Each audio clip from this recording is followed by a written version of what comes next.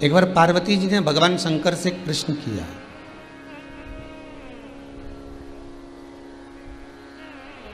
भगवान शिव से पार्वती जी एक प्रश्न करती है, थोड़ा डीले कम करो।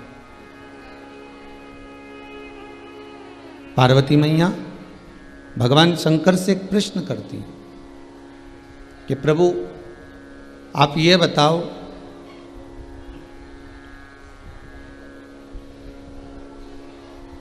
कि संसार के मानव को, मृत्यु लोक में रहने वाले जीव को भगवान का भजन, भगवान का नाम जाप, भगवान का स्मरण, मंत्र जाप, नाम जाप कब करना चाहिए?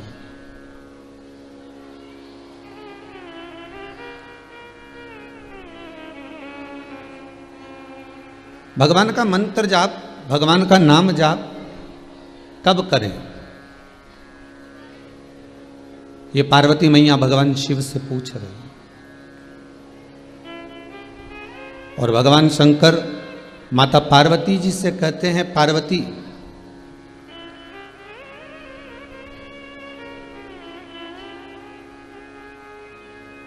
अगर संसार का मानव मंत्र जाप करना चाहता है, मेरा नाम लेना चाहता है, राम नाम, कृष्ण नाम, शिव नाम, भक्ति में डूबना चाहता है, भगवान के भजन में अगर डूबना चाहता है, तो उस मनुष्य को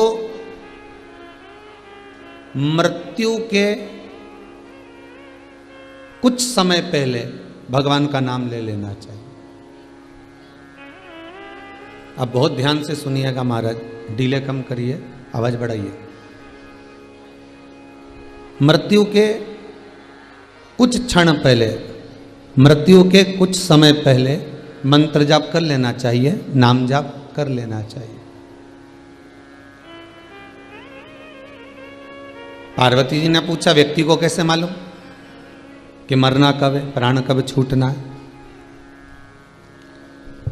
व्यक्ति को मालूम कैसे कि प्राण कब छूटेंगे, मरेंगे कब, कब प्राण जाने वाले हैं, कब मृत्यु आने वाली है, उसको कैसे मालूम होगा? शिव कहते हैं, जब मनुष्य का जन्म होता है, माता के गर्भ से जब बच्चा जन्म लेता है, जन्म लेने के बाद में यह निश्चित हो जाता है कि इसके प्राण कौन सी तिथि को, कौन सी तारीख को, कौन से पल, कौन सी घड़ी, कौन से क्षण प्राण छूटेंगे। ये निश्चित है।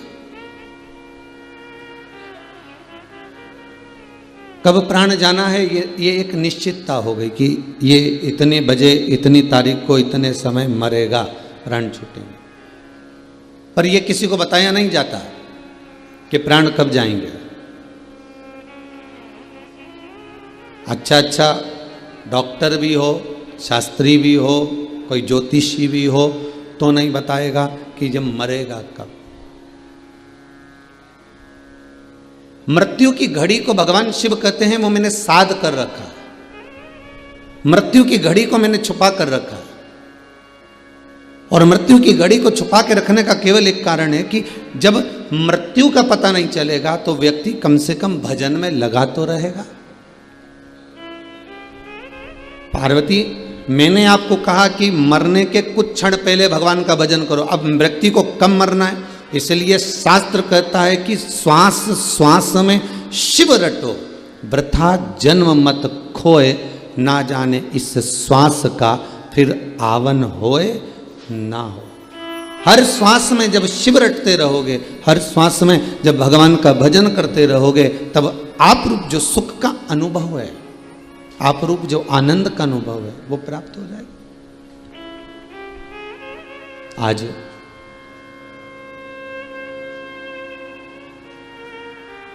स्वर्गीय श्री नारूजी बोंडे की स्मृति में आज उनका परिवार, श्रीमती निर्मला जी बोंडे, बहू श्रीमती सोनम जी बोंडे, पुत्र श्री विजय जी बोंडे, बोंडे परिवार ये छिंदवाड़ा का यदि कथा करवा रहा है तो शिव का कुछ भाग, शिव का कुछ आनंद, शंकर का कुछ अनुमोदन, शिव कृपा, कुछ तो प्राप्त हुआ होगा।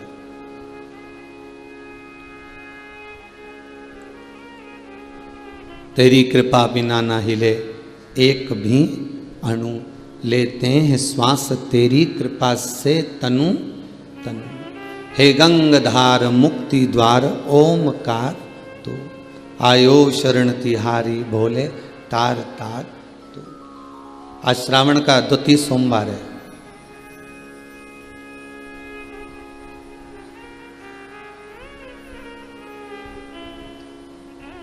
कुछ तो कृपा शिव की है जो बोंडे परिवार कथा करवाया, कुछ तो कृपा शंकर की है जो आप सब आस्था चैनल के माध्यम से, फेसबुक यूट्यूब के माध्यम से, टीवी के सम्मुख में बैठकर, भगवान के धाम में बैठकर, कुबेरेश्वर धाम का स्मरण कर कर इस पावन शिव महापुराण की कथा को सुन रहे हैं। कोई पूर्वजों का पुण्य एकाग्रित हुआ होगा, तब जाकर ये पावन कथा हमको सुनने को मिल रही। और वो भी कथा कोई साधारण नहीं, गंगा शिव महापुराण की कथा।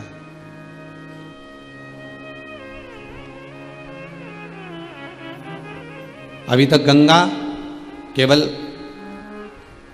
गौमुख से चलकर गंगा सागर तक थी, पर ये गंगा शिव महापुराण की कथा श्रवण कर कर गंगा हर घर घर में पहुंच गई है।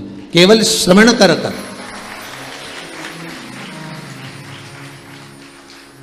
शंकर की कथा को श्रवण कर कर ये गंगा घर घर तक पहुंच रही है।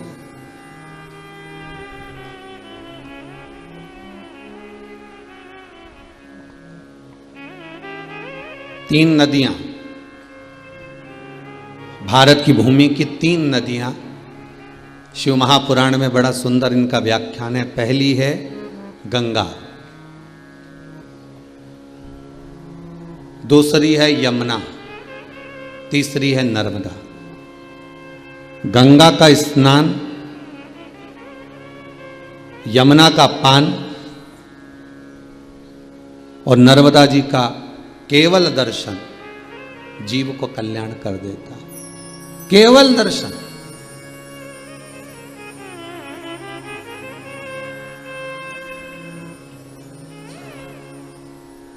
गंगा, यमुना, नर्मदा, इन तीनों का जो सुख है, गंगा नर्मदा यमुना का जो सुख है, गंगा नर्मदा यमुना का जो आनंद है, तो गंगा स्वतः स्नान करने वाले को तार रही है।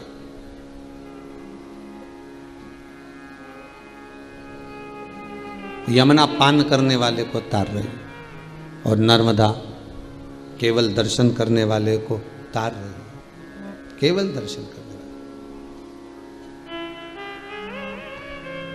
और ये तीनों नदियां वामन अवतार के समय पर इनका प्रागट्य का क्रम है महाराज। तीनों के प्रागट्य का क्रम वामन अवतार के समय पर।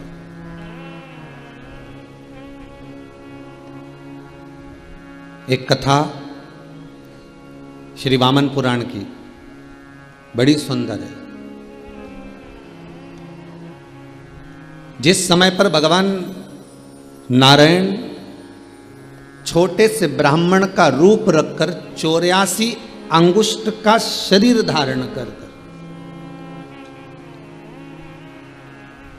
84 अंगुष्ठ का शरीर,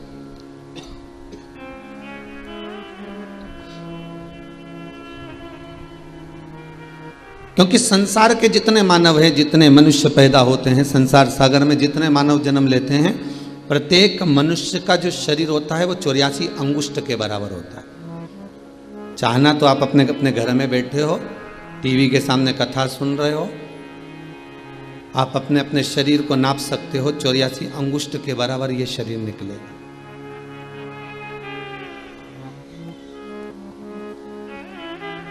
एक छोटा सा बच्चा जन्म लेता है, भले वो 4 महीने का हो, 6 महीने का हो, वो अपने अंगूठे से नापेगा तो उसका शरीर 84 अंगुष्ठ के बराबर निकलेगा। बच्चा बड़ा हो गया 10 साल का, वो अपने अंगुष्ठ से नापेगा तो 84 अंगुष्ठ के बराबर निकलेगा। और बड़ा हो गया, अवस्था 70 की भी हो गई, तो अपनी अवस्था में नापेगा तो 84 अंगुष्ठ के बराबर उसका शरीर निकलेगा।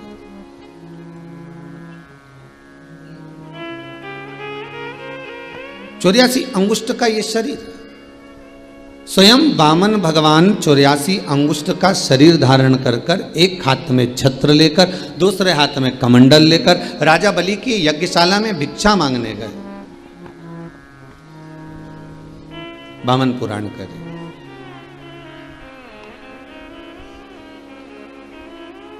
और राजा बलि के दरवाजे पर जाकर उन्होंने आवाज लगाई कि डोल उठी है सारी धरती देख रे, डोला गगन है।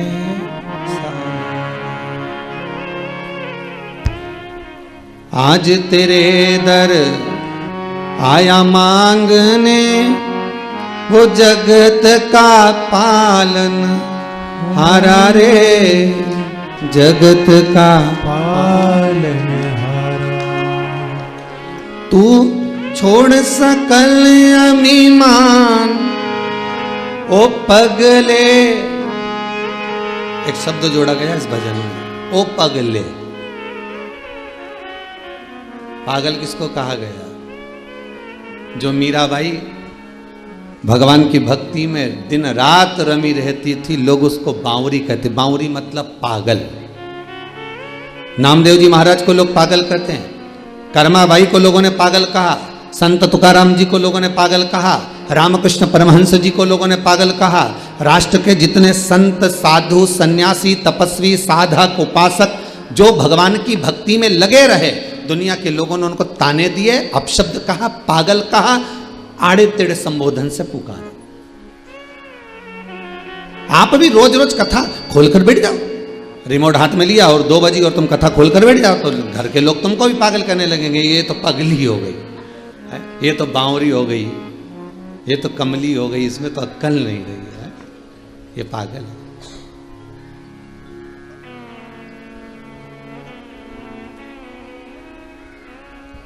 दो बजे कथा ये सुने, सवेरे से लेके फिर मोबाइल में लगा के बैठ जाए, रात होए पलंग पे पड़ी पड़ी भी कथा सुनती रहे, तो लोग नहीं पागल कहेंगे? और अच्छा वो सियोर वाला महाराज हुआ, वो भी पगला और भगत भी पगला है? सब पागल। शिव पुराण तो सीधी सीधी बात कर रही ना कि भगवान की भक्ति करने वाला पागल ही होता है।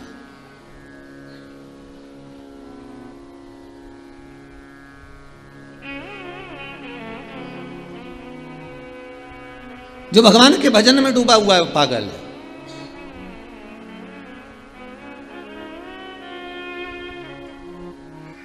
जो भगवान की भक्ति में डूबा हुआ है वो पागल है। और आज बावन भगवान राजा बलि के सम्मुख में करें कि राजन, अरे ओ पगले, कर ले तू थोड़ा दान, ये मौका फिर नहीं मिलना। जो भगवान की भक्ति में पागल हो गया, जो भगवान के भजन में पागल हो गया, जो भगवान की कथा में पागल हो गया, जो भगवान के रस तत्व में पागल हो गया, जो भगवान के दीदार में, दर्शन में पागल हो गया, जो भगवान के धाम में पहुंचकर अपने चित्त वृत्ति को भूल कर पागल हो गया, शास्त्र कहता है वही भगवान के करीब हो गया। जो समझदार हो गया वो भगवान से दूर हो गया।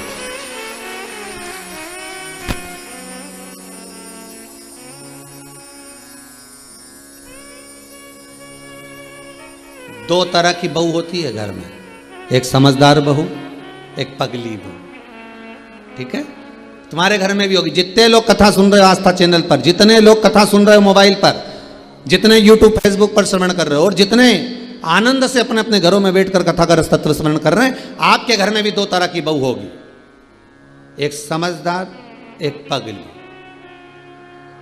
अब तुम कैसे पहचानोगे कि समझदार है कि पगली? घर में कोई फंक्शन होने दो, शादी होने दो, कोई रिसेप्शन होने दो, घर में कोई पार्टी होने दो, घर में कोई कार्यक्रम होने दो, एक बहू ऐसी होगी जो पूरा घर संभालेगी। मम्मी जी आई कि नहीं, मामा जी ने खाना खाया कि नहीं खाया, काका जी आए कि नहीं आए, बुआ जी ने ये काम करा कि नहीं करा। एक बहू ऐसी होती है जो जिसको पूरे घर की चिंता लगी रहती है, समझदार। तो और एक ऐसी होती है कि वो आराम से उतर के 9 बजे तो जगदम्बा नीचे आई,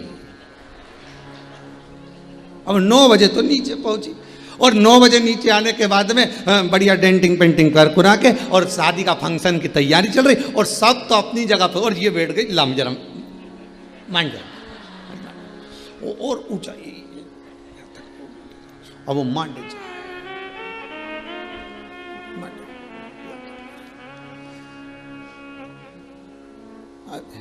अब इतनी वो जेठानी इतना काम कर रही है, देवरानी इतना काम कर रही है और तू मेहंदी मंडवा रही है। फिर इतने में किसी ने कहा देखो तुम्हारी बहू में तो अक्ल ही नहीं, मेरी इस बहू में तो बिल्कुल अक्ल नहीं, रत्ती भर की भी। वो देखो बेचारी कितना काम कर रही है, कितनी देर से लगी है, सबको पूछ रही है, सबका सामान समेट रही है, सबका सामान उठा के रख रही है, बर्तन भांडा उठा के रख रही है, कपड़ा लत्ता उठा के रख रही है और एक ये मेहंदी मंडवाने बैठ गई। और जैसे ही मेहंदी से उठी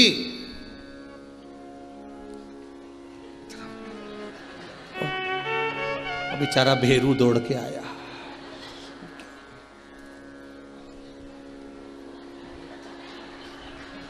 पागली। अब ये पागल, अब बेचारा रोटी की थाली वाली लगा के लाया, डुबा डुबा के खिला दिया।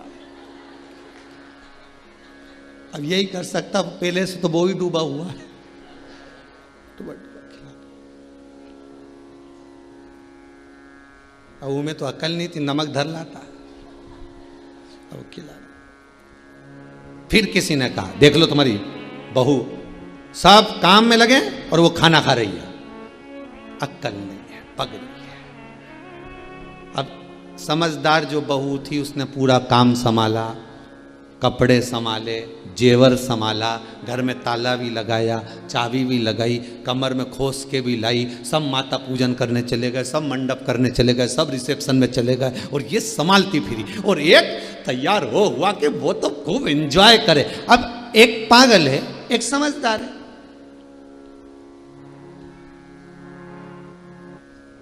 अब तुम समझदारी रखोगे तो तुम्हें क्या जायदाद का हिस्सा ज्यादा मिल जाएगा? जम के तो बोलो नहीं। सास की रकम ज्यादा मिलेगी? नहीं, उतनी मिलना है, भले तुम दौड़ दौड़ के काम करो चाहे।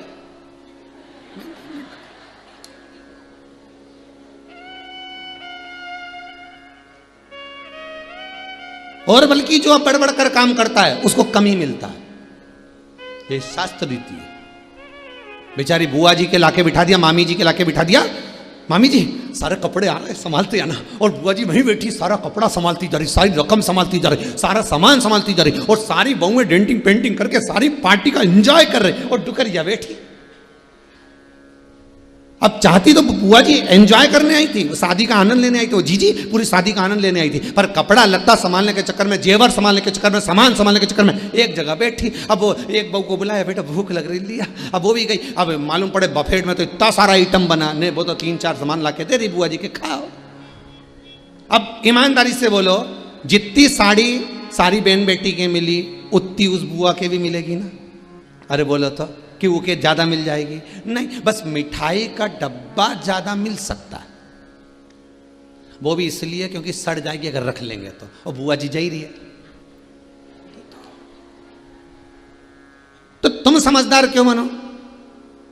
शिव महापुराण की कथा कहती है मीरा बावरी हो गई, कर्मा बावरी हो गई, नामदेव, तुकाराम, रामकृष्ण परमहंस, चैतन्य महाप्रभु, भारत की भूमि के जितने साधु, सन्यासी, तपस्वी, साधक, उपासक, संत, महात्मा, ये सबको पागलों की गिनती में गिना गया। और शास्त्र का हम भी कहते हैं जितने साधु, सन्यासी, तपस्वी, साधक, उपासक, जितने कथाकार, जितने भगवान की भक्ति में डूबने वाले, जो भगवान की भक्ति में रम रहे हों, भगवान के स्मरण में रम रहे हों, वो सब की सब पागलों की गिनती में आते हैं। कथा बाचने वाले भी पागल, कथा सुनने वाले भी पागल। समझदार तो वो है जो कथा हमें आती ही नहीं है, समझदार वो है जो कथा सुनना पसंद करते ही नहीं। अभी कोई हमारा बुढ़ापा है, वो समझदार दिन रात कमाने में लगे हैं, दिन रात जोड़ जोड़ के लाते जाए, देते जाए। लाते जाएं, देते जाएं। पर कभी मन में विचार करो, एक बार तो कम से कम अपने पति से जरूर पूछो, इतना भाग दौड़ करते हो, 8 बजे दुकान से जाते हो, रात को 11 बजे तक आते हो, किसके लिए कमा रहे हो? 2 रोटी सही से नहीं खा पाते हो, 2 रोटी सही से नहीं खा पा रहे हो, चैन की जिंदगी नहीं जी पा रहे हो, किसके लिए कमा रहे हो? किसके लिए करना है? पति कहेगा पत्नी के लिए, बच्चों के लिए, इनको आगे बढ़ाने के लिए, बस यही इनको बढ़ाना है, इनको आगे बढ़ाना है, इनको बढ़ाना।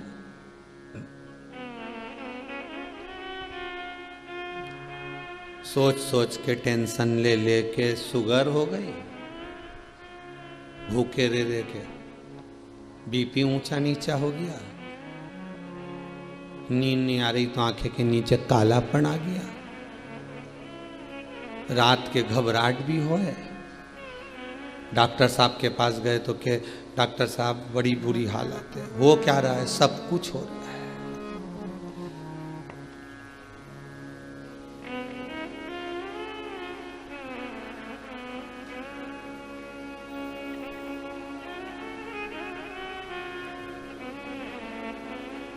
फिर बस शरीर साथ नहीं दे रहा।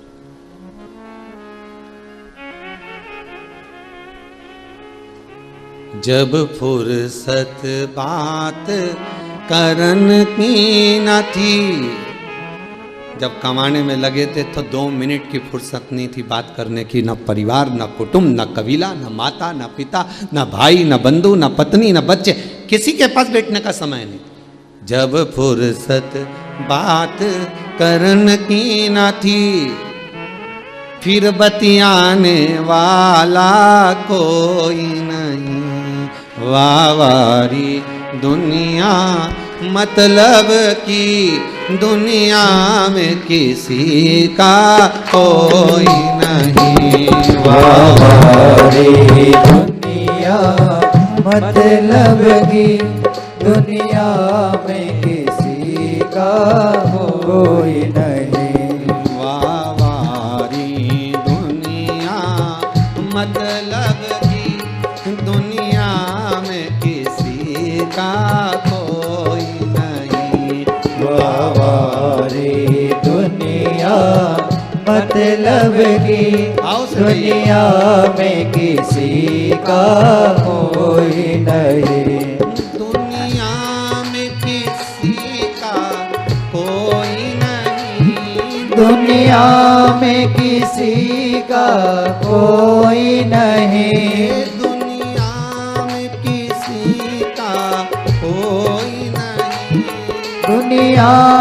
में किसी का कोई नहीं, दुनिया में किसी का कोई नहीं, दुनिया में किसी का कोई नहीं,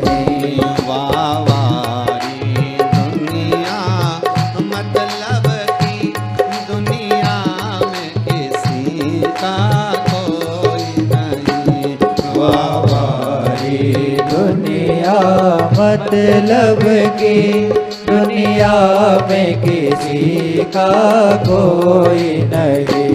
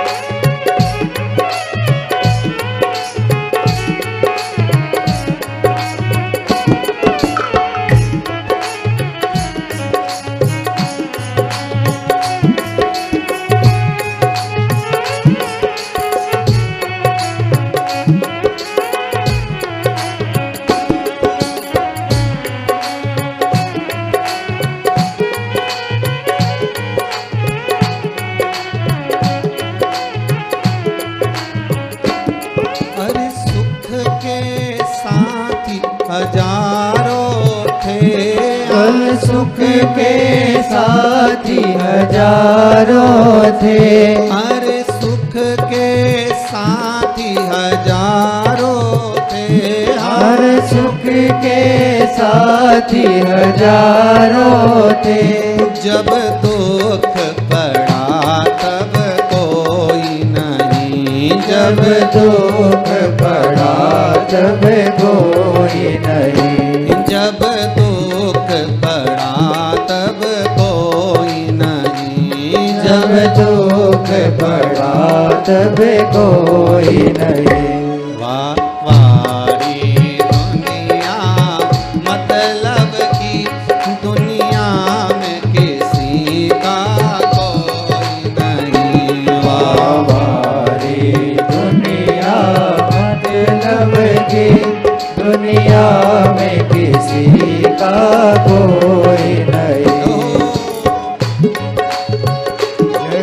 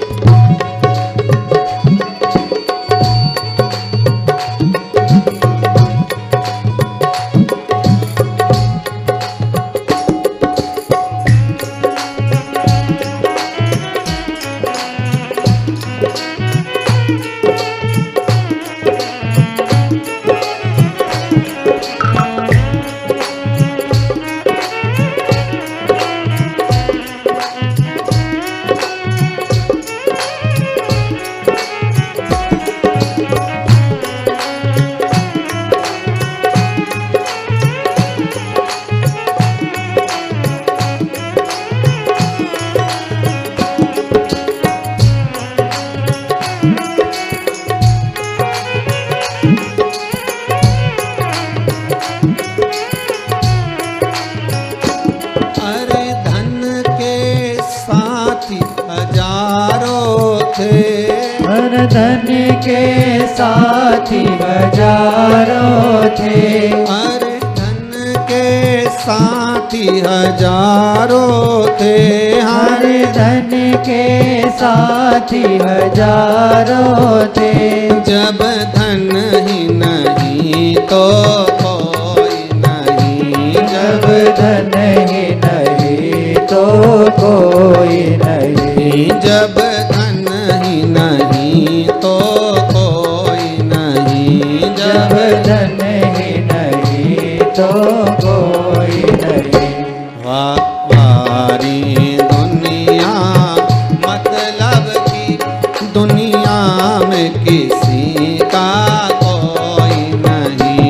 वारी दुनिया मतलब की दुनिया में किसी का कोई नहीं। वारी दुनिया मतलब की दुनिया में किसी का कोई नहीं। वारी दुनिया मतलब की दुनिया में किसी का कोई नहीं। जन्म लिए हैं, इस संसार सागर में हम जब आए हैं, हमको लगता है ये अपना है।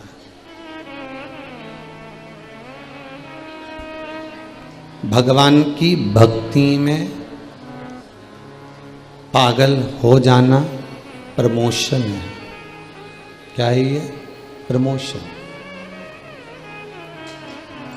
जो भगवान की भक्ति में पागल हो गया, समझ लो उसका प्रमोशन हो गया। और जो समझदार हो गया उसका डिमोशन हो गया। अब कोई तुमसे कहे ना ये तो पागल हो गई, कथई कथा कथई कथा कथई कथा, इसके पास तो कोई काम बचा ही नहीं है, केवल कथई कथा सुने, तो समझ लो कि अपन पागल हो गए। मतलब अपना प्रमोशन हो गया, पद बढ़ गया।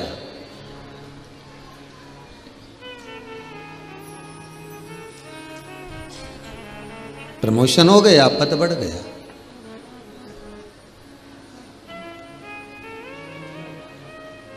हमें नहीं होना समझदार। शिव कथा कह रही, 84 अंगुष्ठ का शरीर भगवान वामन ने धारण करा। और 84 अंगुष्ठ का शरीर धारण कर कर एक हाथ में छत्र लेकर दूसरे हाथ में कमंडल लेकर राजा बलि की यज्ञशाला में जब पहुँचे हैं भिक्षा मांगने के लिए, राजा बलि देने को तैयार है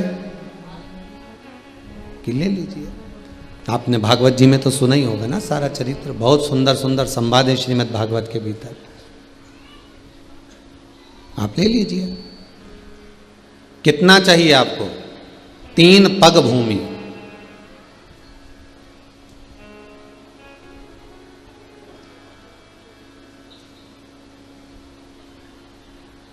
तीन पग भूमि में सब कुछ हो जाएगा? हाँ। तो राजा बलि को हंसी भी आई कि ये इतना छोटा सा बच्चा है, कितना नापेगा ये, इतना सा बच्चा नापेगा भी तो जमीन कितनी नापेगा ये। राजा बलि ने कहा एक काम करो, हम हमारे पांव से नाप कर दे देते। वामन भगवान ने मन में सोचा तेरे पांव से 90 ना होती तो मैं यहाँ आया काहे को, टाइम भी तो बर्बाद करा कि नहीं करा मैंने आके है, और हम तो हमारे पांव से नाप लेंगे। तो राजा बलि बोला कि एक काम करो कि फिर तुम थोड़ा और ज़्यादा मंग लो। अब वामन भगवान ने मन में सोचा इतना ही निकल जाए नहीं वही बहुत है? कहने को तो कहने वाला व्यक्ति कुछ भी कह दे, कुछ भी कह दे। तू एक बार मुझे बोल के तो देख, तेरे लिए चांद तोड़ लाऊं।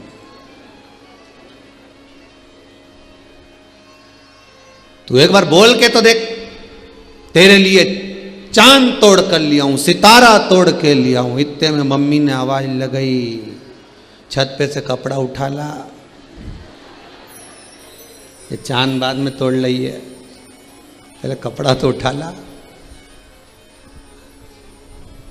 सारे अरमानों में पानी फिर गया, चांद तोड़ रहा था, अब कपड़ा उठाने जा। कहने को तो कोई भी कुछ कह दे। एक बच्ची गार्डन में घूम रही थी, वो अपने कोई पति से बोल रही होगी, शादी पक्की हो गई होगी या जो भी कुछ हुआ होगा, तो बोल रही थी अपनी एक बार शादी तो हो जान दो, पूरे घर को स्वर्ग बना दूंगी, तुम्हें टेंशन लेने की बिल्कुल जरूरत नहीं है, क्यों चिंता करते हो, पूरे घर को स्वर्ग बना दूंगी।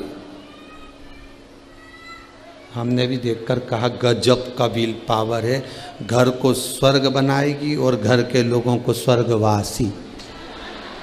अब ये घर को स्वर्ग बना दे, घर वालों को स्वर्गवासी, गजब।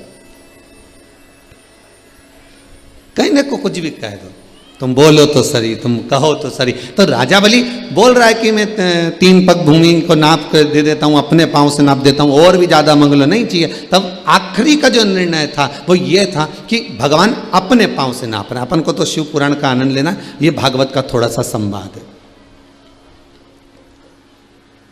गंगा अवतरण की कथा है, एक वामन पुराण में गंगा अवतरण की कथा ये भी लिखी गई है, उसको भी समझ लीजिए।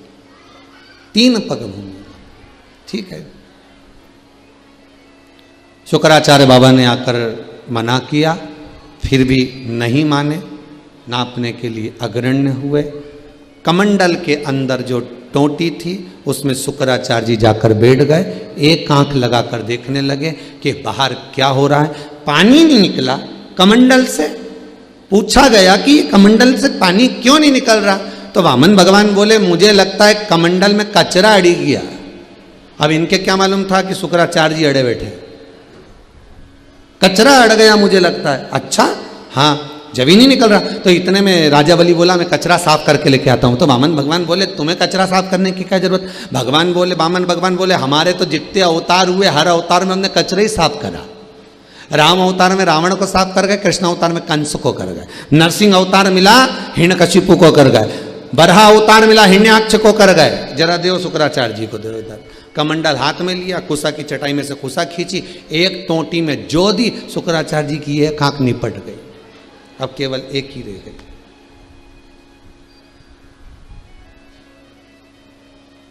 कितनी सुंदर बात श्रीमद् भागवत में लिखी, शिव महापुराण में लिखी कि माता पिता, घर का बुजुर्ग, घर का बड़ा, घर का बयो, घर का वृद्ध, घर का जो बड़ा होता है, बुजुर्ग होता है, घर के जो बड़े होते हैं, उनकी दृष्टि एक होना चाहिए।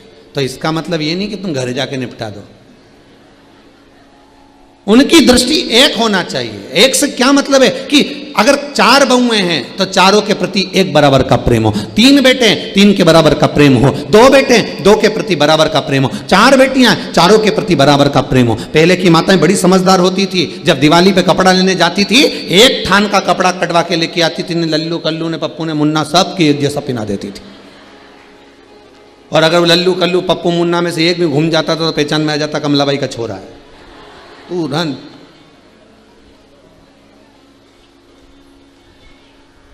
कपड़ा से पहचान जाए कि ये एक ही थान का है, एक जगह का कटा हुआ।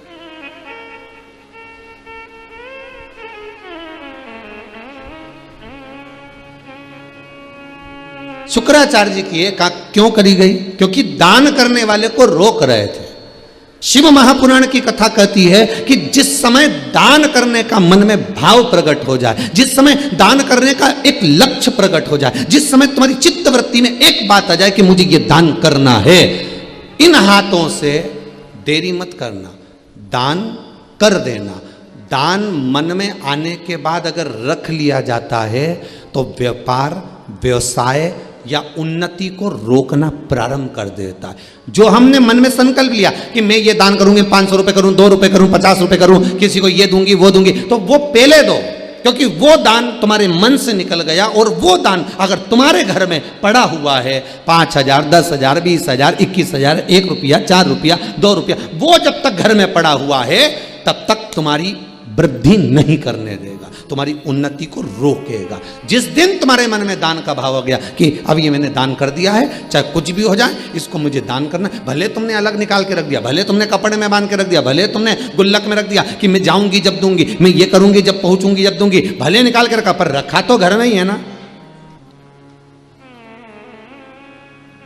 दान अगर एक बार मन से दे दिया जाता है, दान एक बार अगर चित्तवृत्ति से दे दिया जाता है, फिर उसको रखा नहीं जाता, उसको पहुंचाने का प्रयास करना पड़ता है। मैं दे दूं कैसे भी पहुंच जाए, बस 50 काम छोड़ दो, फिर देखिए आना ही है, फिर पहुंचाना ही है। घर में कोई अड़चन आ रही है, सब दूर पूछ लिया, पंडित जी से भी पूछा, ना जाने क्या हो रहा है, हमारे तरक्की रुकी पड़ी, तो पंडित जी नहीं बोलेंगे कि तूने, पंडित जी बोलेगा तो ये सोचेगी कि बताओ कैसा है, ये तो अपनी अपनी सोच है। पंडित जी नहीं बोलेगा कि तुमने कहीं का दान रख रखा है क्या, या तुमने दान का संकल्प लिया था क्या, या कोई देने की बात करी थी क्या, या मन में तुम्हारे विचार आया था क्या, तो वो तुम्हारा रखा है, इसलिए ये तरक्की, ये उन्नति, ये वृद्धि रुक रही। दान पहले कर।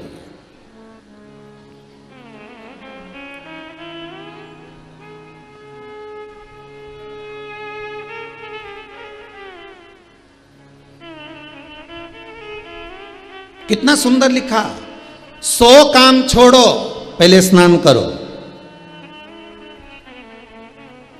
1000 काम छोड़ो पहले भोजन करो,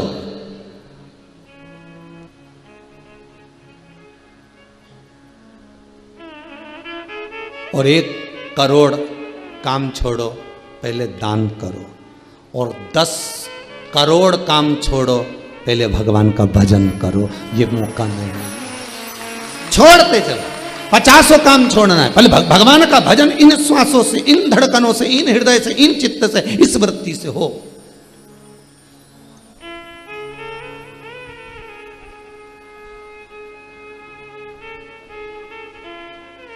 भगवान का नाम निकलता रहे चित्त वृत्ति से, मन से, ये नाम भगवान का हम जपते रहे। नाम दिल से जो भगवान का लिया करते हैं, उन्हीं भक्तों को प्रभु प्रेम किया करते हैं।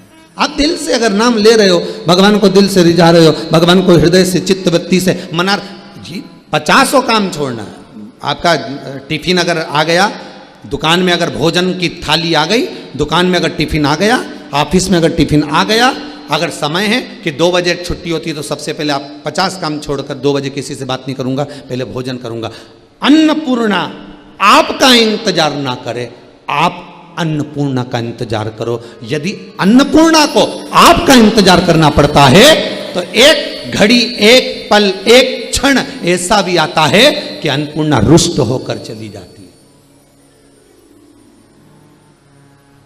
कई लोगों की आदत रहती है, सामने पत्नी ने थाली लगा दी, मम्मी ने थाली लगा दी, बच्चा मोबाइल लेकर बैठा है, बस अभी 1 मिनट, बस ये पोस्ट और कर दो, बस 1 मिनट ये काम और कर दो, और कंप्यूटर लेकर बैठा, लैपटॉप लेकर बैठा हुआ है। 50 काम छोड़ो, 1000 काम छोड़ो, पहले सामने जो भोजन की थाली है, जिसको खाने के लिए तुम इतनी कमाई करने के लिए तुम ये सारा फैलाए हो, ये ऑफिस, ये दुकान, ये जमीन, ये जायदाद, ये धंधा, ये पानी, ये जो तुम कर रहे हो, ये नौकरी, ये सर्विस, काय के लिए कर रहे हो? केवल 2 रोटी के लिए, भोजन पेट भरने के लिए, और उसको भी सामने लाकर रखी है, ठंडी हो रही है, और तुम लेकर लैपटॉप, मोबाइल सब बैठे हुए हो, और वो अन्नपूर्णा इंतजार कर रही है, तो उसमें आपको दोष लगता है। कितनी सुंदर बात कही है, गर्ग संहिता के अंतर्गत वर्णन किया, जिस समय अन्नपूर्णा महारानी सम्मुख में हो तो आपकी दृष्टि कहीं दूसरी जगह ना हो, उस अन्नपूर्णा पर होना चाहिए, उस अन्नपूर्णा, उस भोजन की थाली पर हो।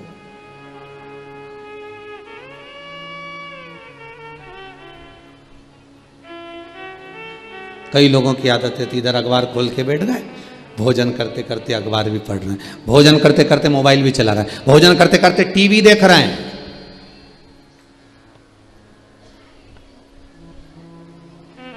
कई माताओं की आदत है, रसोई घर में से भोजन लेके आई, टीवी के सामने नाटक आ रहा था, लेके बैठ गई खाने। अब रुचि आएगी क्या?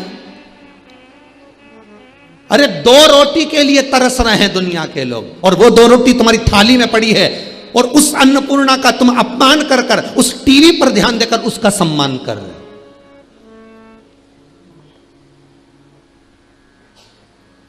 मोबाइल चला रहे हैं, सामने भोजन की थाली रखी है, बात कर रहे, सामने भोजन की थाली रखी है।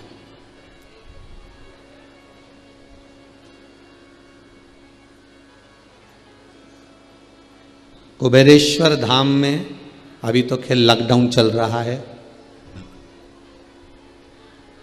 परमिशन नहीं, पर जब भी संपूर्ण विश्व जब कोरोना महामारी से बाहर निकल जाए, तब जब आप कुबेरेश्वर धाम आए, सीता रसोई में जाकर, अन्नपूर्णा रसोई में जाकर जब आप भोजन करेंगे, तो वहाँ पर जो भोजन बनाने वाले भंडारी हैं, अगर आप चिल्ला कर बात कर रहे होंगे या मोबाइल पर बात कर रहे होंगे भोजन करते समय, तो वो आपको चिल्ला देंगे, आवाज़ लगा देंगे, मोबाइल बंद करिए, भोजन कर रहे हो ना।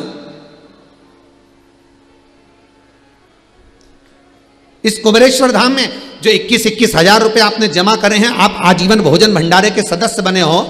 जब यह मंदिर का निर्माण पूर्ण हो जाएगा कुबेरेश्वर धाम का, भोजन भंडारा तो चालू हो चुका है, पर जब मंदिर का निर्माण हो जाएगा, जिन ने 21,000 रुपए जमा करे हैं आजीवन भोजन भंडारे के, उनका नाम वो शिलालेख पर एक बड़े से पत्थर पर सबके नाम अंकित हो जाएंगे। तुम्हारे बच्चे कभी आएंगे, अपना नाम पढ़कर गौरवान्वित महसूस करेंगे कि ये तारीख को हमारे पूर्वजों ने भोजन की व्यवस्था कर कर गए हैं।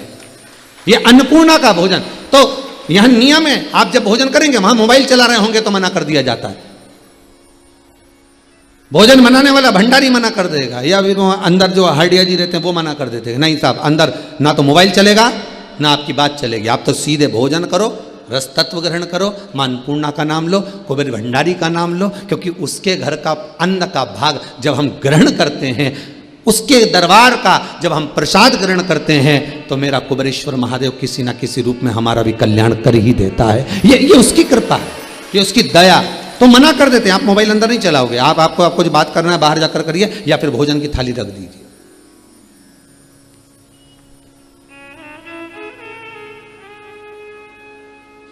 अन्नपूर्णा पर ध्यान देकर, जिसके लिए तरस रहे साहब, तरस रहे।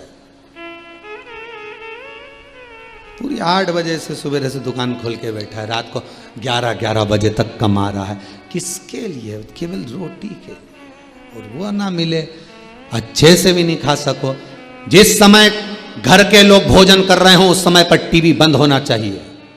जिस समय पर तुम्हारे यहां पर कोई विशेष अतिथि आया हो उस समय पर टीवी बंद होना चाहिए। जिस समय पर तुम्हारे यहां कोई मेहमान आया हो उस समय पर कितना भी अच्छा सीरियल आ रहा हो, कितना भी अच्छा नाटक आ रहा हो, टीवी बंद होना चाहिए।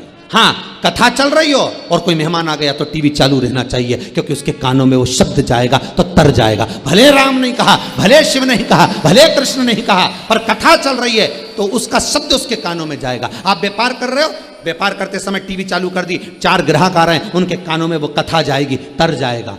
कोई सीरियल चल रहा है, नाटक चल रहा है और आप भोजन कर रहे हो, तो पहले टीवी बंद कर दो, पहले भोजन पर ध्यान दो, फिर नाटक चालू करेंगे। पर यहां तो थाली लेके बैठे,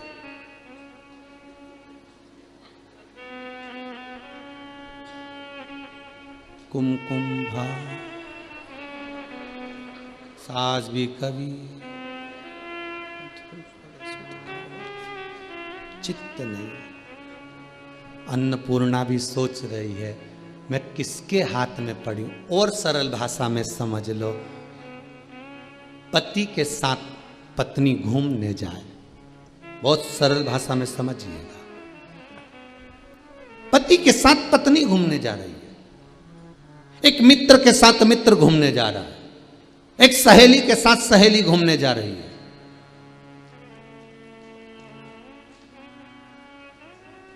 और तुम बात करते हुए जा रहे हो उससे, और उसका मन तुम में नहीं है और वो मोबाइल चला रहा हो, तो तुम्हें कैसा लगेगा? सत्य बताना ईमानदारी से।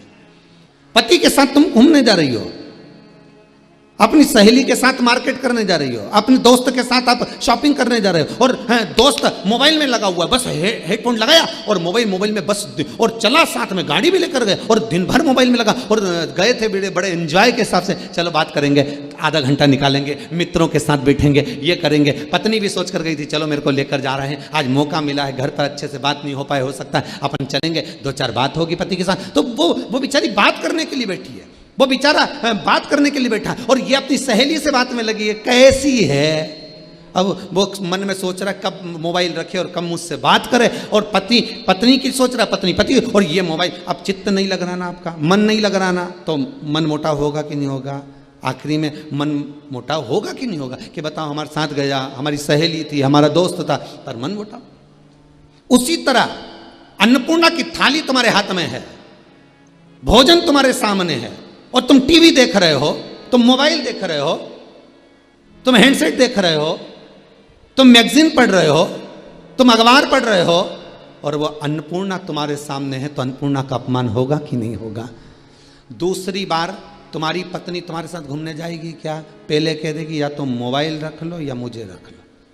सहेली बोलेगी कि नहीं बोलेगी? सहेली बोलेगी कि नहीं बोलेगी कि मेरे साथ चल रही है तो देख मोबाइल घर पे छोड़कर चल, या लेके चल रही है तो देख बात मत करना। दोस्त भी कह देगा, दिन भर तो कानों में ये लगा के रखता है और मोबाइल चलाते रहता है, कम से कम दोस्तों से मिलने आए तो थोड़ी देर तो अच्छे से मिल, इसके बाद चालू कर ले। तो थोड़ी देर के लिए, अन्नपूर्णा के लिए, भोजन के लिए, उस अन्न माता के लिए अपनी ये टीवी, अपना ये हैंडसेट, अपना ये मोबाइल, अपना ये लैपटॉप, अपना ये कंप्यूटर छोड़कर 15 मिनट, ज़्यादा से ज़्यादा 20 मिनट में भोजन हो जाता है। उस अन्नपूर्णा को समय दो, तो वो अन्नपूर्णा जब शरीर में जाती है तो रोग उत्पन्न नहीं करती। और रोग कौन सी अन्नपूर्णा उत्पन्न करती है वो भी समझ लीजिए, तुम उसको समय नहीं दे रहे। रोग कौन उत्पन्न कर रहा है? घर पे आके झगड़ा कौन करेगी? तुमने जिसको लेकर गए तो समय नहीं दिया, झगड़ा वो करेगी। उसी तरह टीवी देख देख कर भोजन करो, डायबिटीज होगी। टीवी देख देख कर भोजन करिए, बीपी शुगर सब होगा। यहां तक शास्त्र कहता है कि टीवी देखकर भोजन करने वालों की हेल्थ बढ़ती चली जाती है। बोलते कि नहीं बोलते? बच्चा अगर टीवी देख रहा है और भोजन कर रहा है तो उसकी हेल्थ बढ़ती चली जाएगी, रोग बढ़ते चले जाएगा। मोबाइल देखकर भोजन कर रहे हो, रोग बढ़ता चले जाएगा, क्योंकि ध्यान नहीं रहता, और वो वसा के रूप में काम करती। और अगर हमने सब दूर से त्याग कर रस तत्व को ग्रहण करा है, भोजन का रस ग्रहण करा है, तो वो अन्नपूर्णा, जिसका अन्न उदर में जा रहा है, वो हजारों औषधियों के बराबर हो जाता है, औषधि के रूप में हो जाता है। पर हम त्याग रहे हैं, हम त्याग रहे हैं। भगवान वामन का चरित्र कर रहा है, नहीं चाहिए हमको तो 3 पग भूमि चाहिए। 3 पग भूमि नाप लीजिए, दान करने का मौका मिले दान करिए। शुक्राचार्य जी ने दान को रोका था, इसलिए कहा चलेगी दान, पुण्य, कीर्तन, सत्संग जो करना है समय पर करो, कल पर मत टालो।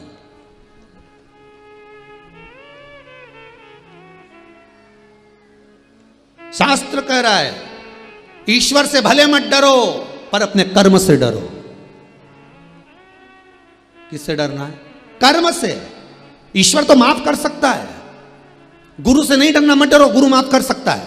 माता पिता से नहीं डरना, मत डरो, माता पिता माफ कर सकते हैं। घर के बुजुर्गों से नहीं डरना, मत डरो, घर के बुजुर्ग माफ कर सकते हैं। परमात्मा से नहीं डरना, मत डरो, परमात्मा माफ कर सकता है।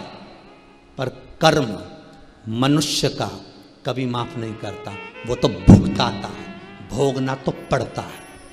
चाहे रोके भोगो, चाहे हंस कर भोगो। गुरु माफ कर देगा, ईश्वर माफ कर देगा, शंकर माफ कर देगा, पर कर्म कभी माफ नहीं करेगा। कर्म तो भुगताएगा। जैसी करनी करोगे वैसा भोगना पड़ेगा। सियोर वाला महाराज तो यहाँ टीवी के सामने आस्था चैनल पर बोल देगा कि भैया भोजन टीवी बंद कर देना चाहिए, भोजन करते समय नाटक बंद कर देना चाहिए, भोजन, हाँ अगर भजन आ रहे हो, हाँ अगर कथा चल रही हो और उस समय पर आप भोजन कर रहे हो। बिल्कुल पहले का नियम था। पहले जब पति भोजन करता था, बेटा जब भोजन करता था, माँ पल्लू झेलती थी। बोलो सही है कि गलत है? पंखा झेलती थी और झेलकर फिर माँ प्रेम से भोजन कराती थी। कोई भजन गा लेती थी, पत्नी कोई गुनगुना लेती थी, कोई जब गुरुजन भोजन करते, आज भी नियम है, ब्राह्मण सदगुरु जब भोजन करने बैठते हैं तो जो शिष्य होते हैं वो मंत्रों की ध्वनि करते हैं, स्मरण करते हैं, भजन गाते हैं, नाम जाप करते हैं।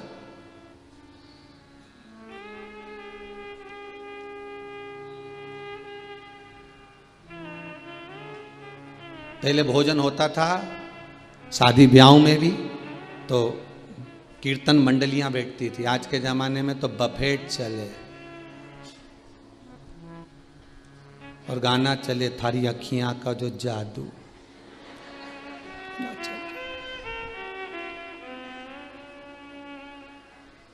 अब खाए, गाना श्रवण कर रहा है, अन्न भाग ग्रहण कर रहा है, इंद्रियां बेकार हो गई, शिथिल हो गई, उसका कोई महत्व ही नहीं रहा। पहले के भोजन से भजन की मात्रा बढ़ती थी, आज के भोजन से काम की मात्रा बढ़ती है। लोभ, आसक्ति, वासना, तृष्णा, काम, ये सब बढ़ रहा, सब। थोड़ा चेंज कर कर तो देखो, थोड़ा सा तो बदल कर देखो कि आज से मैं नियम लेता हूं, श्रावण का दूसरा सोमवार 1 वर्ष तक का नियम ले लो, तुम ज्यादा मत लो, 1 महीने का नियम ले लो कि 1 महीना, 1 वर्ष, 6 महीना, 4 महीना, चतुर्मास का 4 महीना मैं टीवी देखकर भोजन नहीं करूंगा, मैं टीवी देखकर भोजन नहीं करूंगी। फिर उसका जो असर होगा वो देखिए, रोग बीमारी कम होती है कि नहीं होती, और मन भगवान में लगता है कि नहीं लगता, खुद मालूम पड़ जाएगा। क्योंकि अन्नपूर्णा अपना असर देना प्रारंभ कर देगी, अन्नपूर्णा अपना रस देना प्रारंभ कर देगी।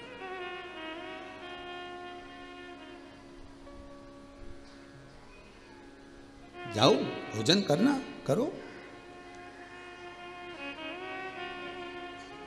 अन्नपूर्णा अपना भाग स्वयं दे, अपना रस तत्व अन्नपूर्णा स्वतः प्रदान कर रही है। और अन्नपूर्णा जब अपना रस देना प्रारंभ करेगी तो सुख अपने आप आएगा। डोल उठी है सारी धरती देख रे, डोला गगन है सारा, आज तेरे दर आया मांगने, जगत का पालन हारा रे, जगत का पालन हारा। तू छोड़ सकल अभिमान, ओ पगले कर ले तू थोड़ा। दान, पुण्य, भजन, स्मरण, ये कोई पागल ही कर सकता है जो भगवान की भक्ति में डूबा हुआ। ये कोई पागल ही कर सकता। भगवान की भक्ति में वही डूब सकता है भाई। महाराज, जो भगवान की भक्ति में वही डूब सकता है जो भगवान की भक्ति में डूबा हुआ हो अलमस्त भाव में वो डुबाने का प्रयास करेगा। जो नदी की था तक होकर आ गया, नदी के नीचे तक घूम कर आ गया, वो जानता है कि नदी कितनी गहरी है। नहाया हुआ नदी में कूदा हुआ व्यक्ति तुमसे कह देगा ज़्यादा अंदर मत जाना। नदी में कूदा हुआ व्यक्ति कह देगा हाँ आ जाओ, मैं हूँ साथ में, आ जाओ नहा लेना। नहाया हुआ व्यक्ति ही नहवाएगा, आ जाओ कूदो, पानी ज़्यादा गहरा नहीं है। उसी तरह भगवान की भक्ति में डूबा हुआ व्यक्ति तुम्हें डुबाने का प्रयास करेगा कि भगवान की भक्ति में कैसे डूबना, शिव के पूजन में कैसे डूबना, शंकर के अनुमोदन में कैसे डूबना, कैसे डूबे।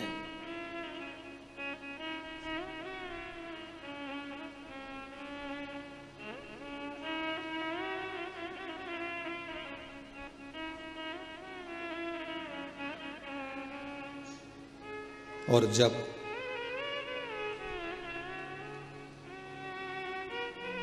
चित्त वृत्ति रम जाएगी, फिर शुद्धता चली जाएगी।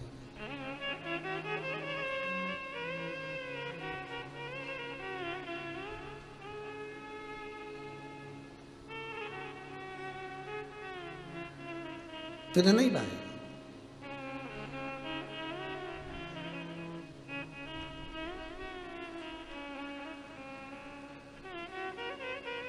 ओ काशी वाले तेरे बिना ना रोटी, सुन भोले भाले तेरे बिना ना रोटी भावे। ओ काशी वाले तेरे बिना ना रोटी भावे। ओ काशी वाले तेरे बिना ना रोटी भावे। तेरे बिना ना रोटी भावे, तेरे बिना ना रोटी भावे। भोले भाले तेरे बिना ना रोटी भावे। ओ काशी वाले तेरे बिना ना रोटी भावे। जो सावन पास आवे याद तेरी सतावे।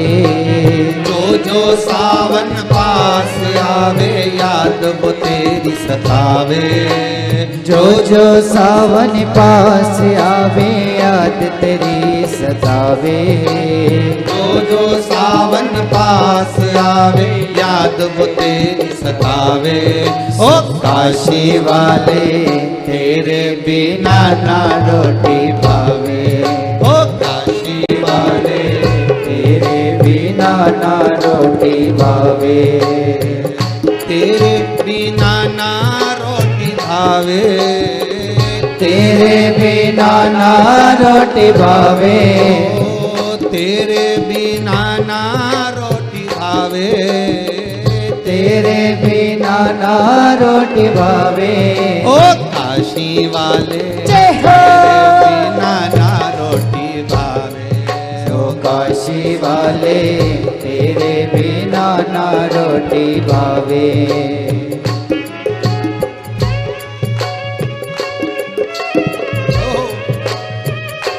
भाव से, प्रेम से, आनंद से ताली सेवा देते हुए बड़े आनंद के साथ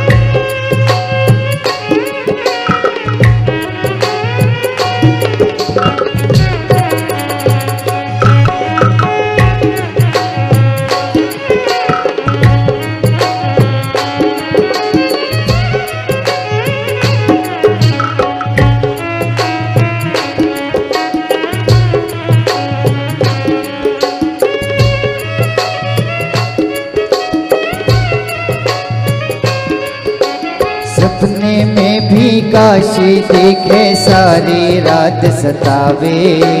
सपने में भी काशी देखूं सारी रात सतावे। सपने में भी काशी दिखे सारी रात सतावे। ओ सपने में भी काशी देखे सारी रात सतावे। ओ काशी वाले तेरे बिना ना रोटी भावे।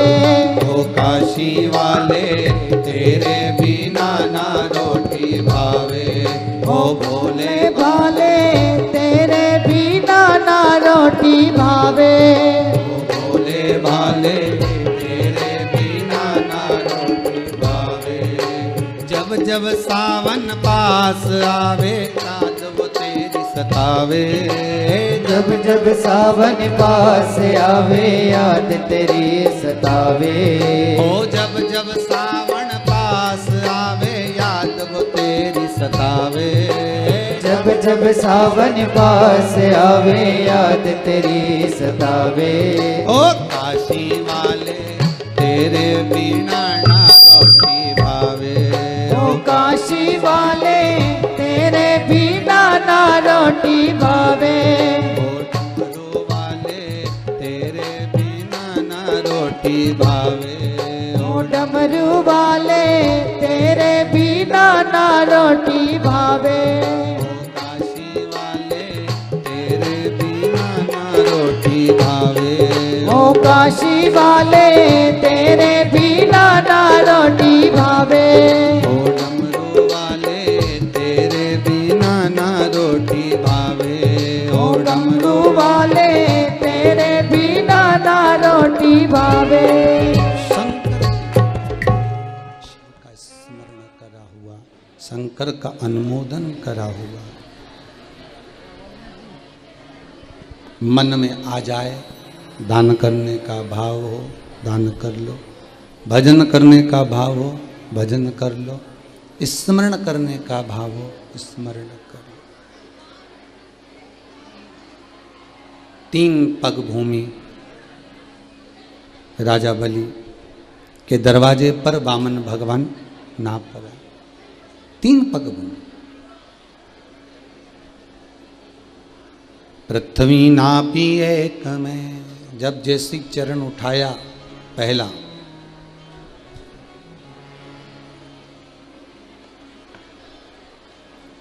दूसरा चरण उठाया आकाश में गया,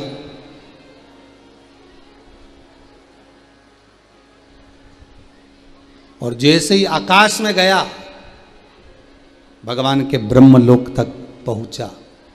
ब्रह्मलोक में जैसे ही जाए वैसे ही ब्रह्मा जी ने देखा कि भगवान का चरण आया,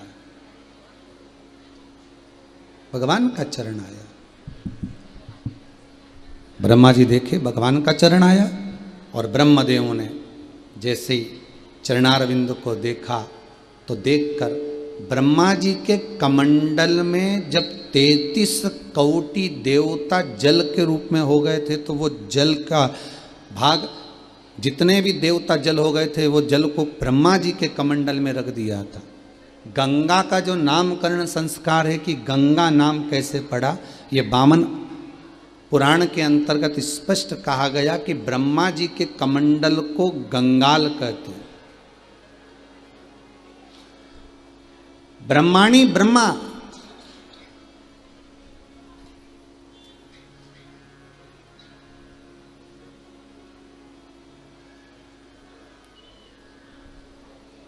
कमंडल को गंगा, और उस कमंडल के भीतर जो जल एकत्रित कर रखा है वो गंगा जल।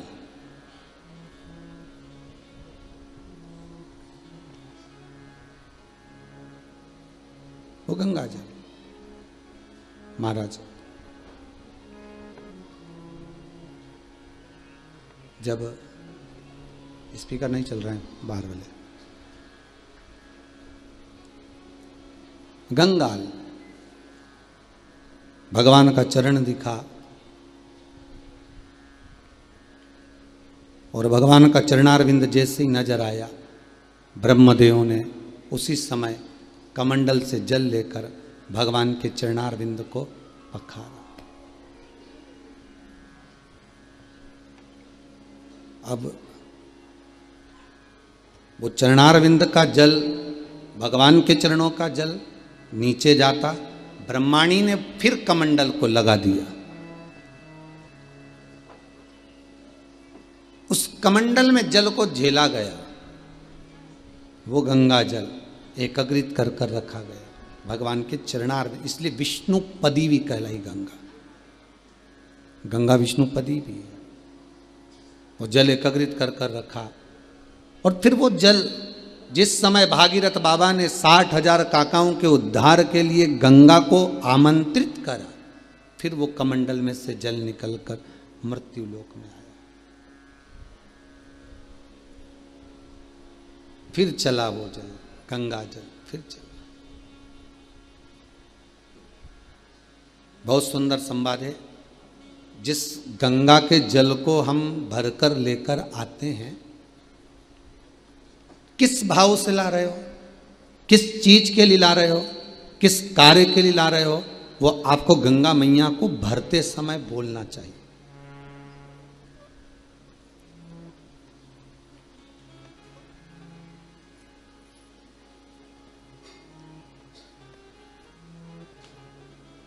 वो गंगा मैया को आपको भरते समय बोलना है। बस हम तो नहाने गए थे साहब, भर के लिए आए, तो लेके तो आए हो, पर बोलना तो पड़ेगा ना। अगर आप लोग कुबेरेश्वर धाम आते हो, कभी आओ जाओ, तो आपके मन में ये भाव कि हम किस लिए आए।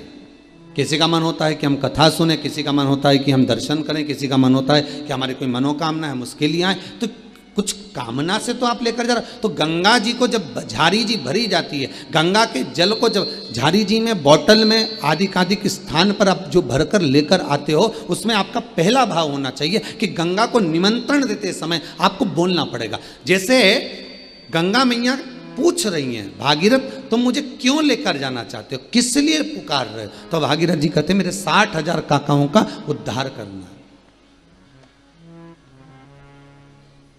60,000 काकाओं का उद्धार करना है, इसलिए गंगा मैया मैं आपको लेकर जा रहा हूं। तो 60,000 काका कहाँ हैं? तो कहा कपिल मुनि के आश्रम में। अब आप गंगा तो लेकर आए हो, पर गंगा जी से आपने ये नहीं कहा कि हमारे यहां क्यों चलना है। आपको एक बार तो बोलना था कि गंगा मैया आप हमारे साथ घर चलिए। गंगा जी ने पूछा कहां तक जाना है, तो भागीरथ जी ने कहा कपिल मुनि के, जम के बोली आश्रम तक जाना है। ठीक है, आप गंगा जी को लेके आई तो कभी बोला कि अपने को इंदौर तक जाना है, या अपने को भोपाल जाना है, या अपने को दिल्ली जाना है, या अपने को यहाँ हरियाणा जाना है, या पंजाब जाना है, या अपने को मेरा गांव का नाम ये है, घर का नाम ये है, अपने को यहाँ जाना है। गंगा जी को बोलना तो पड़ेगा ना। और क्यों जाना है?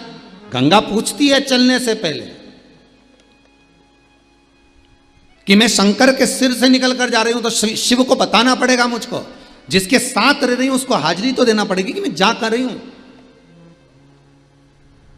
आप हमेशा लक्ष्मी जी को निमंत्रण देते हो, लक्ष्मी मैया मेरे घर पे आ जाओ, मैं बड़ा दुखी हूं, मैं तो बहुत परेशानी में हूं, बहुत कष्ट में हूं, हमारे यहाँ तो कोई व्यापार ही नहीं चल रहा, लक्ष्मी मैया कृपा करो। अब तुम लक्ष्मी को तो बुला रहे हो, पर लक्ष्मी को बुलाने से पहले तुम्हें भगवान विष्णु को जाकर कहना तो पड़ेगा कि माता लक्ष्मी हमारा घर भूल गई है, आप इनको लेकर आओ, या आदेश करो कि लक्ष्मी जाओ।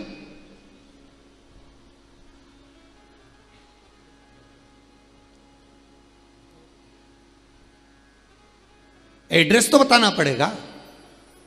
अब गंगा जी को भर तो लिया तुमने बॉटल के अंदर, गंगा जी को छिपरा जी का भी जल लाओ, नर्मदा का जल लाओ, गंगा का जल लाओ, यमुना का जल लाओ, मंदाकिनी का लाओ, सरयू का लाओ, गोदावरी का लाओ, तुम्हारी मर्जी पड़े कहीं से भी जल भर कर लाओ। पहले उससे निवेदन करो कि क्यों लेकर जा रहे हो और कहां लेकर जा रहे हो।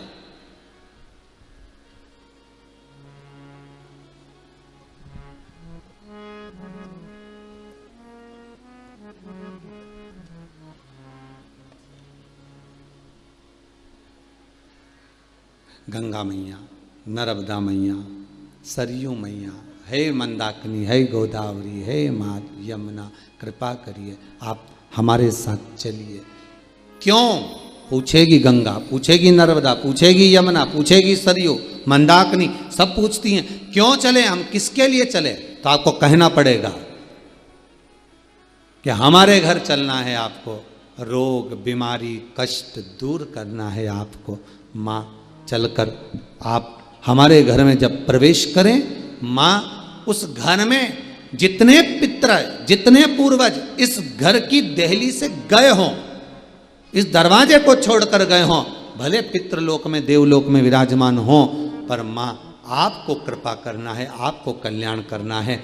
जो जिस स्थान पर हो उसको जैसे ही आप घर में प्रवेश करें, उन जीवों को आप तुरंत तार दें। इसलिए हमारे घर पर चले, आप हमारे घर पर चले।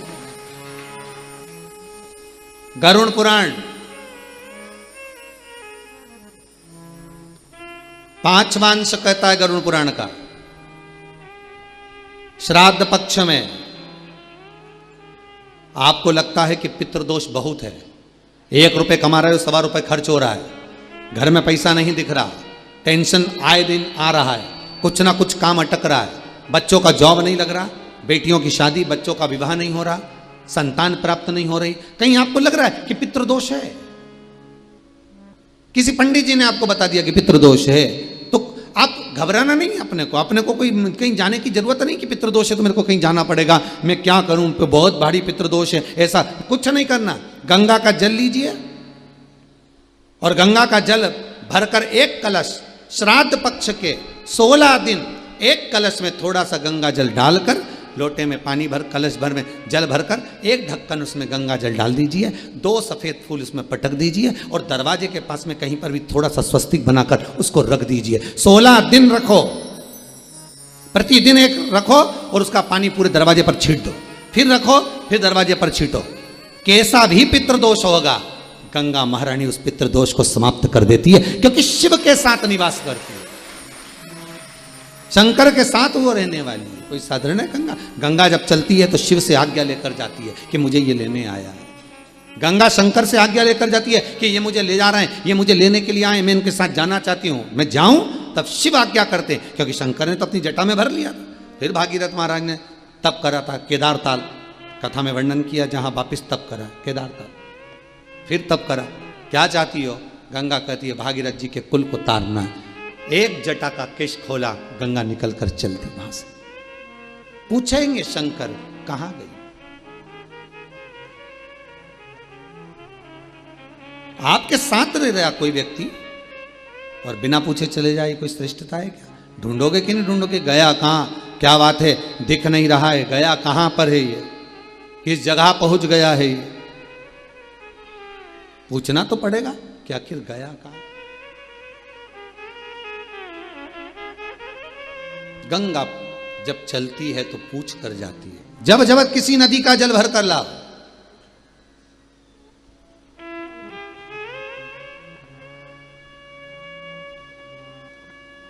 पहले आज्ञा लो।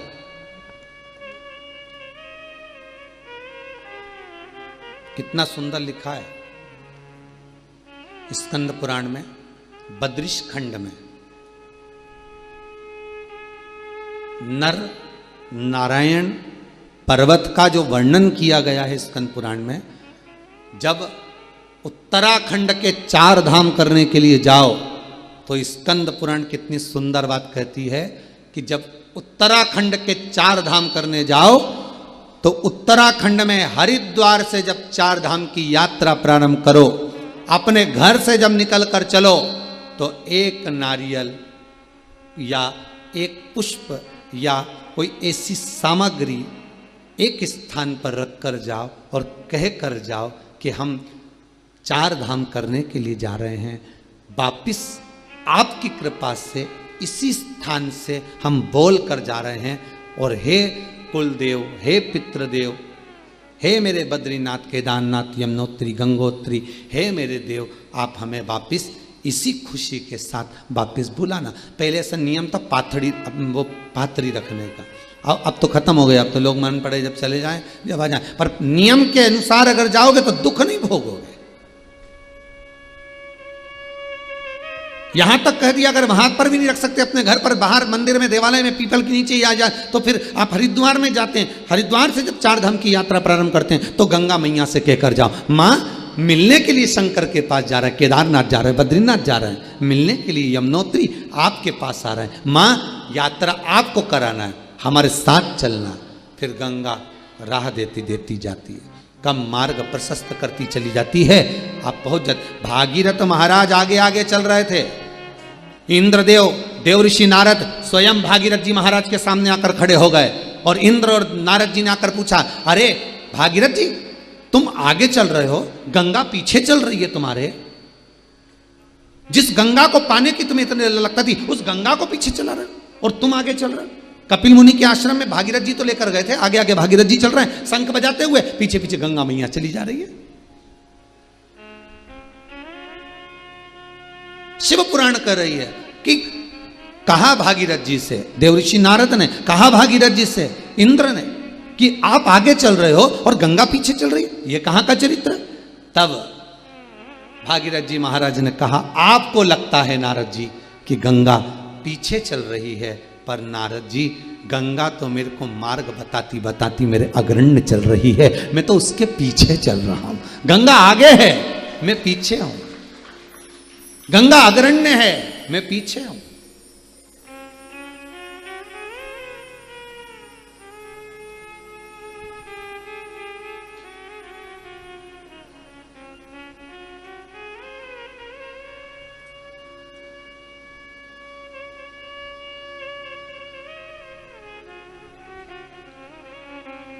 आगे आगे गंगा चले। अब लेकर आयो, भाव से लायो, दिल से लायो, मन से गंगा जल लेकर आयो, नर्मदा जल लेकर आयो, छिपरा जल लेकर आयो, सरयू जल लेकर आयो। आप मन से लेकर आयो। किसी को साथ में लेकर आते हो तो प्रवेश कैसा होता है। पहली बार आप जब महाराज, पहली बार आप जब किसी को लेकर आते हो तो परिचय देते हो कि हमारे मामा जी का लड़का है साहब, काका जी का, चाचा जी है साहब, ने बुआ जी है साहब, परिचय देते हो। अंदर आने पर जैसे ही आप प्रवेश करते हो, घर के अंदर आते हो, आप दुनिया की वस्तु अपने परिवार वालों को बता देते हो। ये देखो, ये देखिए, ये वस्त्र है, ये आभूषण है, ये रतन है, ये माणिक है, मैं बाजार से लाया हूं, मैं ये वहां से लाया हूं। दुनिया की वस्तु आपने दिखाई। तो कभी एक बार मुख से कहना, सबसे पहले निकाल कर, कुछ वस्त्र मत निकालो बैग में से, कोई सामग्री मत निकालो बैग में से, सबसे पहले निकालो तो जो प्रसाद लेकर आयो किसी मंदिर से, सबसे पहले निकालो तो तुम जो गंगा का जल, छिपरा का जल, नर्मदा, सरयू आदि की जो नदी का पवित्र जल लेकर आए, सबसे पहले उसको प्रस्तुत करो, उसको ला कर रखिए। कहां ले जाकर रखना चाहिए? सबसे पहले पवित्र नदी का गंगा जल जब भरकर लाएं, गला पकड़ रहा है हमारा, नदी का जब जल लेकर आए, पवित्र नदी का जब जल लेकर आए, तो सबसे पहले कौन सा स्थान होता है जहां पर जल को रखा जाता है? घर के अंदर।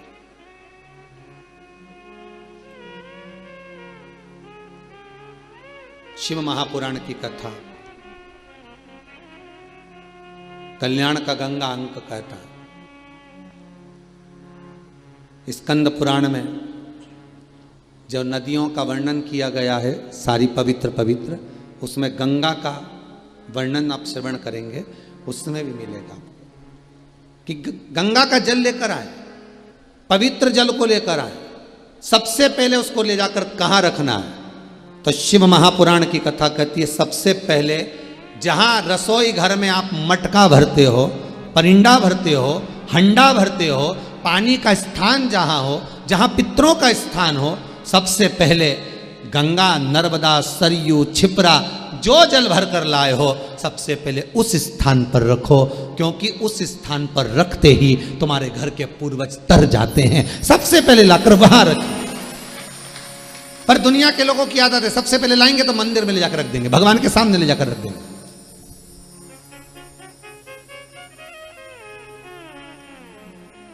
अब भगवान के चरणों से तो निकली है। कहां से निकली है? भगवान के चरणों से तो निकली है, भगवान के सम्मुख से तो निकल कर आई है। और वो प्रतीक्षा करती है कि मुझे करना क्या है, मुझे काम क्या करना है। कई लोग आते हैं दुकान पर, आते से अगर तुम दुकान पे आए और आते से सवेरे दुकान खोली और खोलते से ना झाड़ू लगाई, ना पोछा लगाया दुकान का, ना पानी छीटा, ना अगरबत्ती लगाई, ना दिया लगाया, डायरेक्ट जा जरा पोहा समोसा लिया, जय जल्दी से समोसा खरीद कर, जय जरा पोया लिया, जय जल्दी से जलेबी लिया, और ना दुकान में पोछा, ना झाड़ू, ना बर्तन, कुछ नहीं, ना सफाई, ना काउंटर पोछा, और पोया जलेबी खाए, कुर्सी पे बैठ कर और खा गए, डायरेक्ट निपटा गए, डायरेक्ट। ना झाड़ू, ना पोछा, ना जल छीटना, ना कोई काम, बस डायरेक्ट तुमने पा लिया। महाराज होता है क्या ऐसा? नहीं। व्यक्ति जाएगा, झाड़ू लगाएगा, पानी छीटेगा, अगरबत्ती लगाएगा, हाथ पैर धो के भगवान से विनती करेगा, प्रभु कृपा करिएगा, व्यापार अच्छा चलाइएगा, भगवान से निवेदन करेगा, अर्चना करेगा, साधेगा। शास्त्र नीति है, हर चीज का एक स्थान निश्चित किया गया कि जब हम जल को लेकर चलते हैं तो गंगा तो स्वयं भगवान के चरणों से निकली है, नर्मदा के तो हर एक कंकर में शंकर समाहित है, यमुना स्वयं ठाकुर के चरणारविंद का रस तत्व ग्रहण करती है, सरयू मेरे राघव जी के चरणारविंद का स्मरण करती है, जब मंदाकिनी भगवान राम के चरणारविंद का स्मरण करती है, गोदावरी भगवान कृष्ण के चरणारविंद का स्मरण करती है, तब ये पवित्र नदियों का जल जब हम लेकर जाते हैं परिंडे के पास, मटके के पास, हंडे के पास, पूजन वाली जगह से हटकर जब हम भगवान के पास से हटाकर उसको कहाँ रखते हैं? पितरों के स्थान पर। तो सबसे पहले वो पितर तार देती है, भले 5 मिनट रखो, 2 मिनट रखो, 1 मिनट रखो, 4 मिनट रखो, 10 मिनट रखो, पर रखो पहले पितरों के स्थान पर। आप में से कितने लोग हैं जिन्होंने कभी ले जाकर रखी, भर के लाई तो बाटल छिपरा जी की, नर्मदा जी की, गंगा जी की, सबसे पहले लाई ना तो सीधे मंदिर में ही रखी, पूजन करना है सीधे। अब पंडित जी को कहे कि हमारे यहाँ थोड़ा सा दुख बहुत आ रहा है, तकलीफ आ रही, पंडित जी बोले पितृदोष है। महाराज पितृदोष है, ये दोष है, पर तुमने वो रखा तो जब गंगा जी गई थी, कई लोग कहते हम तो गया जी होया है, हम तो इलाहाबाद घूमी आए, प्रयागराज होया है, हम तो काशी होया है, ने हमारे घर तो सब धरा, गंगा जी भी धरी, इसके बाद भी सब कुछ हमारे यहाँ पर, सारा सुख हमारे यहाँ पर, सब कुछ हमारे यहाँ पर विराजमान है, इसके बाद भी गुरु जी हमारे यहाँ दुख क्यों, हमारे यहाँ पितृ दोष क्यों, हमारे यहाँ काल सर्प दोष क्यों, हमारे यहाँ वास्तु दोष, कारण क्या है? तुम करते तो सब कुछ अच्छा हो, जाते भी हो, लाते भी हो, सब काम अच्छा करते हो, पर तुम्हारे वो जाने में, तुम्हारे वो लाने में, तुम्हारे वो जाकर भरकर लाने में जो है वो है, परंतु तुम उसका कहाँ रखना है, किस जगह रखना है, स्थान भी तो निश्चित है। शादी तो कर दी छोरा की, बहू भी आ गई, अब बहू आ गई तो ये रहेगी कहाँ? तो कहा ये कमरा जो बनाया है ना, ये कमरा इसका ही तैयार करा है, ये बेटा का ही कमरा है, ये बहू का ही कमरा है, ये दादाजी का कमरा है, ये चाचा जी का कमरा है, ये काका जी का कमरा है, महाराज ये उसका कमरा, हम कह दिया।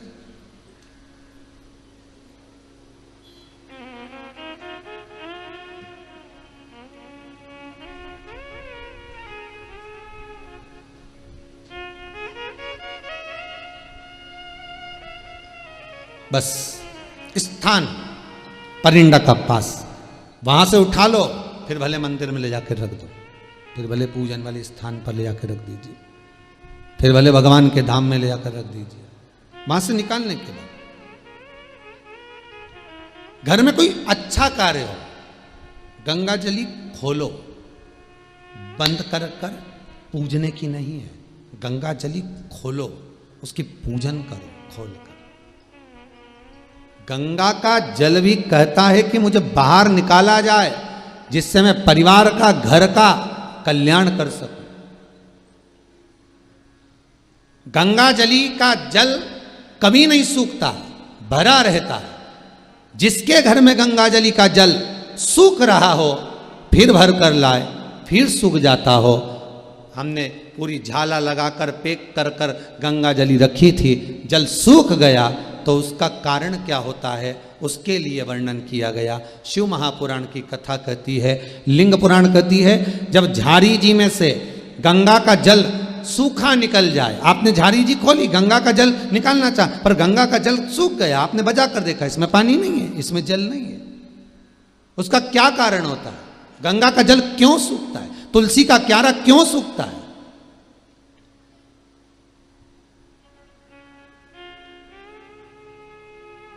किस लिए सूखता है?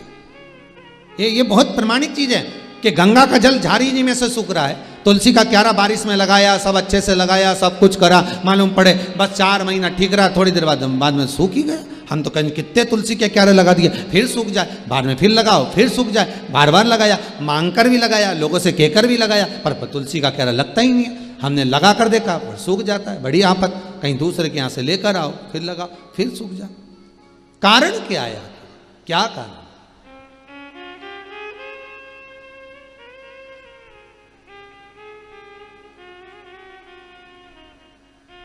आज एक माता जी ने बहुत सुंदर प्रश्न किया था,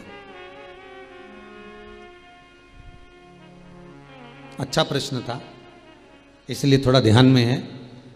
माता जी एक बोली, कहने लगे, गुरुदेव हमने सुना है कि जिस बेलपत्री के वृक्ष में बेल का फल ना लगा हो, उस बेलपत्री की पत्ती शंकर को नहीं चढ़ाना चाहिए। हमने उन माता जी से पूछा, पहले ये बताओ कि कौन सी पुराण में लिखा है, कौन सी पुराण में किस जगह पर लिखा, और कौन सा महाराज जी बोला, उनका नाम भी तो बताओ कि इनने बोला कि बेलपत्री में जब फल ना लगे तो उसका पत्ता ना चढ़ाएं जब तक उसमें फल ना लगे। नहीं, बेलपत्री का एक नियम है, बेलपत्री के वृक्ष का एक नियम है, बेलपत्री के पौधे का एक नियम है। पौधा बहुत छोटा है, बहुत छोटा, तो उसकी पत्ती ना उतारे। एक तो बहुत छोटा, ऊपर से आपने पत्ती निकाल ली तो वो तो बेकारी हो जाए ना, उसको सूख ही जाएगा। बहुत छोटे पौधे की पत्ती नहीं निकालना। बेलपत्री के पौधे का नियम है, आपके ऊपर बेलपत्री का वृक्ष का छांव पड़ने लगे, उसकी डाली आपके मस्तक से ऊंची हो जाए, उसकी छाया, उसकी पत्ती की हवा आपके मस्तक पर लगने लगे, तो उस बेलपत्री के पौधे की पत्ती उतार कर आप शिव को चढ़ा सकते हो। पर यह नहीं लिखा कि उसमें फल नहीं लगे तो चढ़ाओ मत ही, ऐसा प्रमाणिकता नहीं, ऐसी प्रमाणिकता नहीं है कि आपको बेलपत्री का फल नहीं होगा महाराज तो आप ना चढ़ाएं। बेलपत्री के फल है, वृक्ष जब बड़ा होगा तो उसमें फल तो लगेगा ही। कितना सुंदर कहा, आंवले के वृक्ष में आंवला ना आए, बेलपत्री के वृक्ष में बेल ना आए, आम के वृक्ष में आम ना आए, फलदार वृक्ष में फल ना आए, तो नर्मदा जी के घाट से या गंगा के घाट से बालू रेत को लिया और शिव अवधूतेश्वर महादेव का नाम लेकर वृक्ष के चारों तरफ डाल दीजिए, फल आना प्रारंभ हो जाता है। चारों तरफ डाल देने पर फल आना प्रारंभ हो जाता है। जिस वृक्ष में फल ना है, आंवले के वृक्ष में आंवला नहीं आ रहा है मान लो, या आम के वृक्ष में आम नहीं आ रहा है, या आपने कोई फलदार वृक्ष लगाया और उसमें फल ना आ रहा हो, तो उसके आसपास में गंगा की बालू या नर्मदा की बालू डाल दी, फल आना प्रारंभ। वो बालू डालेंगे और फल आना प्रारंभ हो जाएगा महाराज। उस बालू का फल अवश्य प्रदान होता है महाराज। शिव महापुराण की कथा कर रही है, शंकर का अनुमोदन कर रहा है, शंकर की कथा कर रही। जिस गंगा जली का जल सूख रहा है उसका कारण एक होता है कि परिवार में, घर में या तो किसी की नज़र लग जाती है, हाय लग जाती है, या कोई व्यक्ति किसी ना किसी रूप में उस परिवार में क्लेश या कहीं ना कहीं किसी ना किसी रूप में कोई बीमारी पकड़ने वाली है, तो गंगा की झारी अपने आप सूख जाती है। ध्यान दीजिएगा, संपदा कम होने वाली है, कहीं घाटा लगने वाला है, कहीं तकलीफ होने वाली है, तो गंगा की झारी का जल अपने आप सूख जाएगा। समझ जाओ, मार्गदर्शन करते हैं। हमारे घर में जितनी प्रतिमाएं रखी रहती है, चाहे लड्डू गोपाल की हो, जगदम्बा की हो, शंकर जी की हो, हनुमान जी की हो, पितरों की हो, किसी भी देवता की मूर्ति, गणेश जी हो, लक्ष्मी जी हो, जिस देवता की मूर्ति आपके घर में रखी होगी, अगर कोई घात लगने वाली होगी, कोई कष्ट आने वाला होगा, तो भगवान के चेहरे की रौनक रंगत चली जाती है, भगवान का चेहरा भी उतर जाता है। सबसे पहले 4 दिन 8 दिन 6 दिन पहले वो भगवान का चेहरा उतर जाएगा कि ये घाट आने वाली, ये कष्ट। तो कभी कभी पूजन करते करते आपके मन में भाव आता है, आज भगवान ना जाने कैसे लग रहा है, आज भगवान को मैंने ड्रेस भी पहनाई, सब कुछ करा, श्रृंगार भी करा, पर भगवान के चेहरे पर प्रसन्नता नहीं दिख रही, भगवान के चेहरे पर रौनकता नहीं दिख रही। कारण क्या है? समझ जाओ, फिर सतर्क हो जाओ, भगवान से प्रार्थना करो, बाबा आप ही को संभालना है। गंगा मैया आपने बता दिया कि घात आने वाली, आपने बता दिया कि कष्ट आने वाला है, पर संभालेगा कौन? गंगा मैया। आप स्वयं आओ, स्वयं संभालो। जिसने रास्ता बताया है उसी को पकड़ लो। गंगा की झाड़ी में से गंगा जल चले गया, उसने मार्ग बता दिया, तो उसी गंगा की झाड़ी को, उसी गंगा की झाड़ी में वापिस ढक्कन को खोलकर, तुम्हें मालूम है इसमें जल नहीं है, तो अपने शुद्ध जल को लाकर, जो जल आपके पास में हो, भले हापसी का हो, हेडपंप का हो, कुएं का हो, बावड़ी का हो, जो जल शुद्ध है उस जल को लाकर उस गंगा जी में भर दीजिए और भरकर निवेदन कर दो, माँ अब आपको संभाल लेना है। वापिस ढक्कन लगा दीजिए, वो गंगा अपने आप प्रकट होकर संभाल ले। उसको खाली नहीं रखना है, उसको खाली नहीं रखा जाता, ये आपको संभालना है।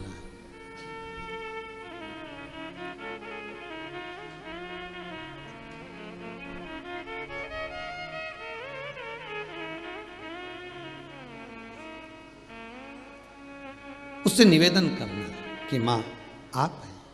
कितना सुंदर कहा, जहां तुलसी का क्यारा सूख जाता हो, तुलसी का क्यारा अगर सूख गया, एक और बात बहुत अच्छे से याद रखना, बहुत ध्यान रखिएगा, जब घर में परिवार में गंगा जली पूरा उत्सव मनाकर खोलते हो, तो गंगा जली की जो झारी होती है, वो झारी का गंगा जल जब निकल जाता है तो झारी को अपने घर की बहन बेटी को दे देना चाहिए। घर में खाली झारी नहीं रखना, या तो उसमें जल भर कर रखो। गंगा जल की झारी खाली नहीं होना, उसमें या तो गंगा जल में और गंगा जल मिला दो, और जल मिला दो, दूसरा जल मिला दो, पर उसको भरकर उसमें थोड़ी ना थोड़ी मात्रा जल की होना चाहिए। और अगर नहीं रख सकते तो वो अपनी बहन बेटी को दे दो। फिर बहन बेटी भले अपने घर में खाली भी रखेगी तो उसको दोष नहीं लगता। पर जिसने गंगा जली खोली है, जैसे तुमने गंगा जली खुलवाई, बड़े आराम से खुलवाई, ब्राह्मण का भोजन भी करा, यज्ञ भी करा, अनुष्ठान भी करा, और गंगा जली खोल भी ली, और खोलने के बाद गंगा जल सबको बांटा भी सरी, और वो गंगा जली जो खाली हो गई वो तुमने रख ली, तो वो दोष दे। हाँ, उसमें अगर जल भर कर रख लिया तो दोष नहीं देगी। उसमें थोड़ा सा गंगा जल बचा के रख लिया आपने, थोड़ा जल बचाया आपने, तो वो दोष नहीं देगी, वो आपको सुख प्रदान कर।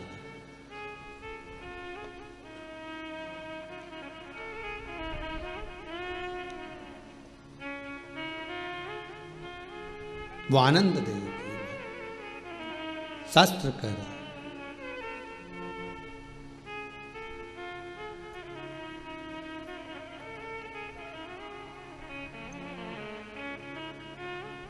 भगवान शिव की कथा कह रही है, गंगा जली सूखे तो समझ जाओ कोई कष्ट है।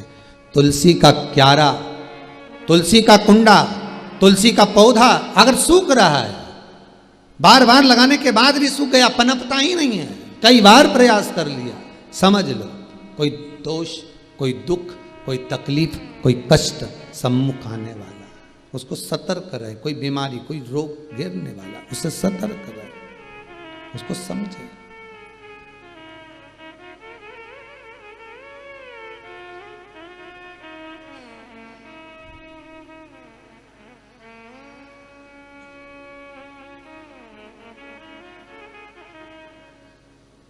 इसलिए कहा है ना महाराज, मीठे रस से भरोरी तुलसा रानी लागे, महारानी लागे, मन प्यारो प्यारो सांवरियारो मंदिर लागे। मीठे रस से भरोरी तुलसा रानी लागे, महारानी लागे, मन प्यारो प्यारो गंगा जी को पानी लागे। मीठे रस से भरोरी तुलसा रानी लागे, महारानी लागे, मन प्यारो प्यारो सांवरियारो मंदिर लागे। मीठे रस से भरियोड़ी तुलसा रानी लागे, महारानी लागे। मने प्यारो प्यारो सावरिया मंदिर लागे।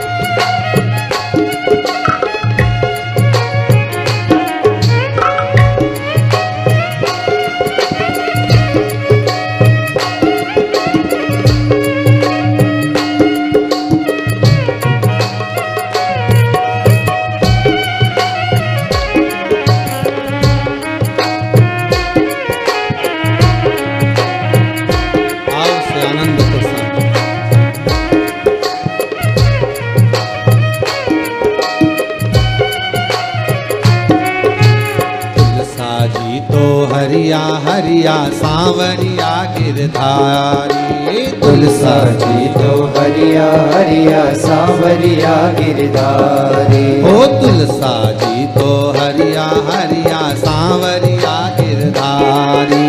तुलसा जी तो हरिया हरिया सांवरिया गिरधारी। ओ अन्न धन देवे तुलसा रानी मुक्ति दे गिरधारी। अन्न धन देवे तुलसा रानी मुक्ति दे गिरधारी। हरे कमले में तुलसा बड़ी प्यारी लागे, बड़ी प्यारी लागे। मने प्यारो प्यारो सांवरियारो मंदिर लागे। कमले में तुलसा बड़ी प्यारी लागे, बड़ी प्यारी लागे। मने प्यारो प्यारो सांवरिया मंदिर लागे। मीठे रस से भरोरी लागे, महारानी लागे।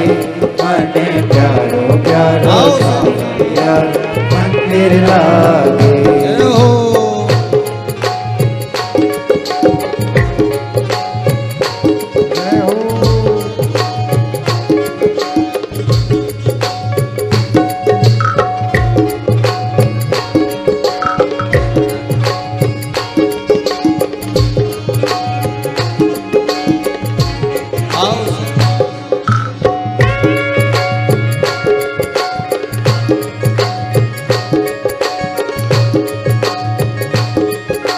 हरि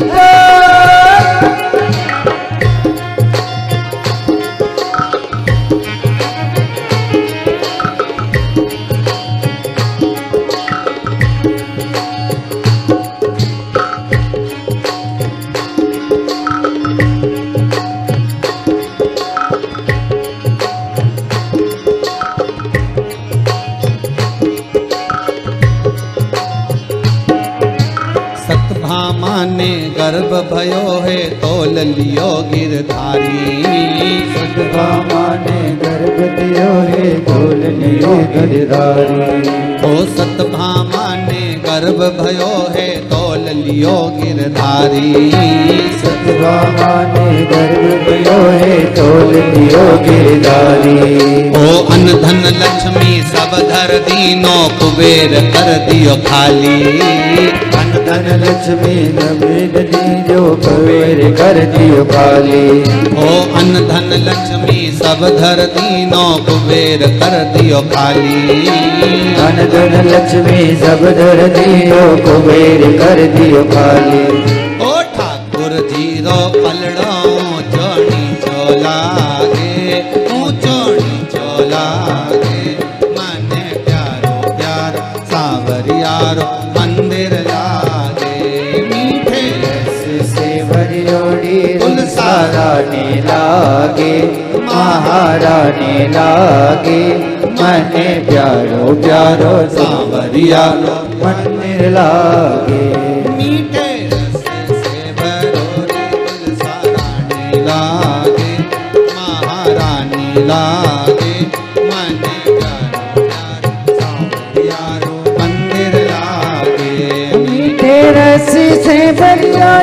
तुलसा रानी लागे, महारानी लागे, मने प्यारो प्यारो सांवरिया मंदिर लागे, मने प्यारो प्यारो सांवरिया मंदिर लागे, मने प्यारो प्यारो सांवरिया रो मंदिर लागे, मने प्यारो प्यारो सांवरिया रो मंदिर लागे, मने प्यारो प्यारो सांवरिया रो मंदिर लागे। बोल तुलसा महारानी की। तुलसा का अगर पौधा सूख रहा है तो वो भी मार्ग दे रहा है। शिव पुराण कर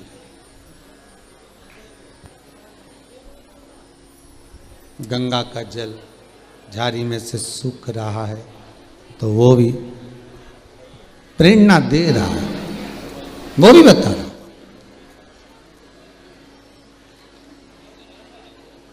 मंदिर की मूर्ति का चेहरा उतरा हुआ है तो वो भी प्रेरणा दे रहा है कि कोई ना कोई बात जरूर है, वो बता रहा है। शिव पुराण कह रही है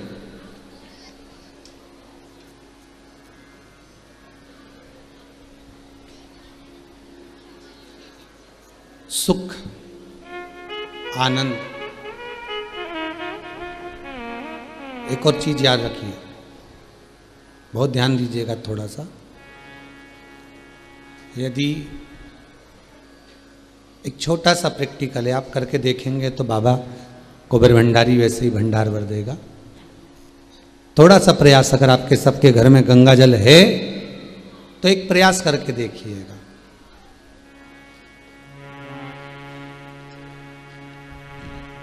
कोई कार्य के लिए आप जा रहे हैं और वो कार्य अटक रहा है, नहीं हो रहा, बहुत प्रयास कर लिया आपने, बहुत दिन से लगे हुए कि ये काम होना ही चाहिए, ये काम बहुत जरूरी है और होना ही चाहिए, नहीं हो रहा। एक कटोरी में गंगा का जल निकाल लीजिए महाराज, और कटोरी में गंगा का जल निकालकर तुम्हारे घर में एक सिक्का पड़ा हो, 1 रुपया 2 रुपया 5 रुपया, कोई सा भी एक सिक्का पड़ा हो, जो भी सिक्का पड़ा हो, कुंदकेश्वर महादेव का नाम लेकर,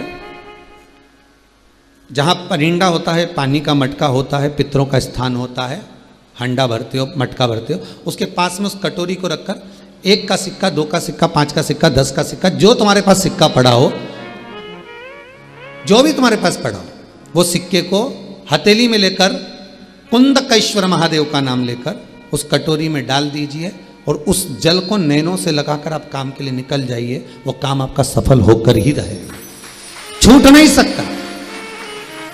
गंगा के जल में वो बल होता है, और आप जो सिक्का डाल रहे हो वो ये समझ कर डालें कि कुंदकेश्वर महादेव को मैं गंगा में स्नान करने के लिए। हमारे यहाँ पहले हमने भी देखा, आपने भी देखा होगा, किसी जब बारिश नहीं होती है या कोई काम अटक जाता है, जब बारिश, तो क्या करते थे पहले के जमाने में कि मंदिर को पैक कर दे, उसमें पानी भर दे शंकर जी के ऊपर। आपने कई जगह देखा होगा, उसमें शिव जी को डुबा, तो किसके लिए डुबाते थे? कुंदकेश्वर महादेव के लिए। ये नियम है कुंदकेश्वर महादेव का। पर आज के जमाने में तो चंपेश्वर महादेव है तो उनको भी डुबा दे, गुप्तेश्वर महादेव है तो उनको भी डुबा दे। ये उनके लिए नहीं है। कुंदकेश्वर महादेव किनका नाम है? जम के बोलिए, कुंदकेश्वर महादेव।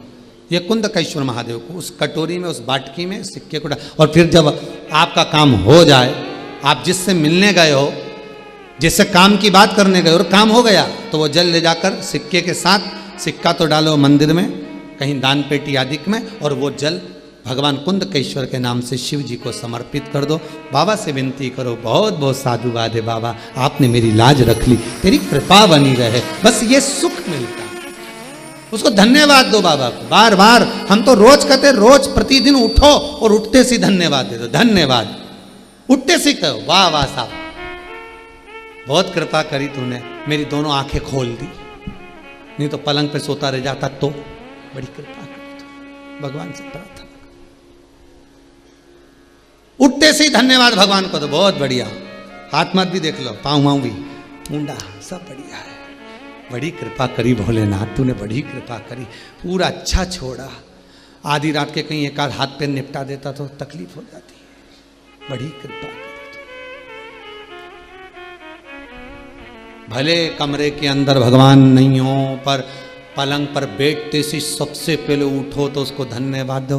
तेरा ही दिया मैंने खाया पिया है, तेरा शुक्रिया है, तेरा शुक्रिया।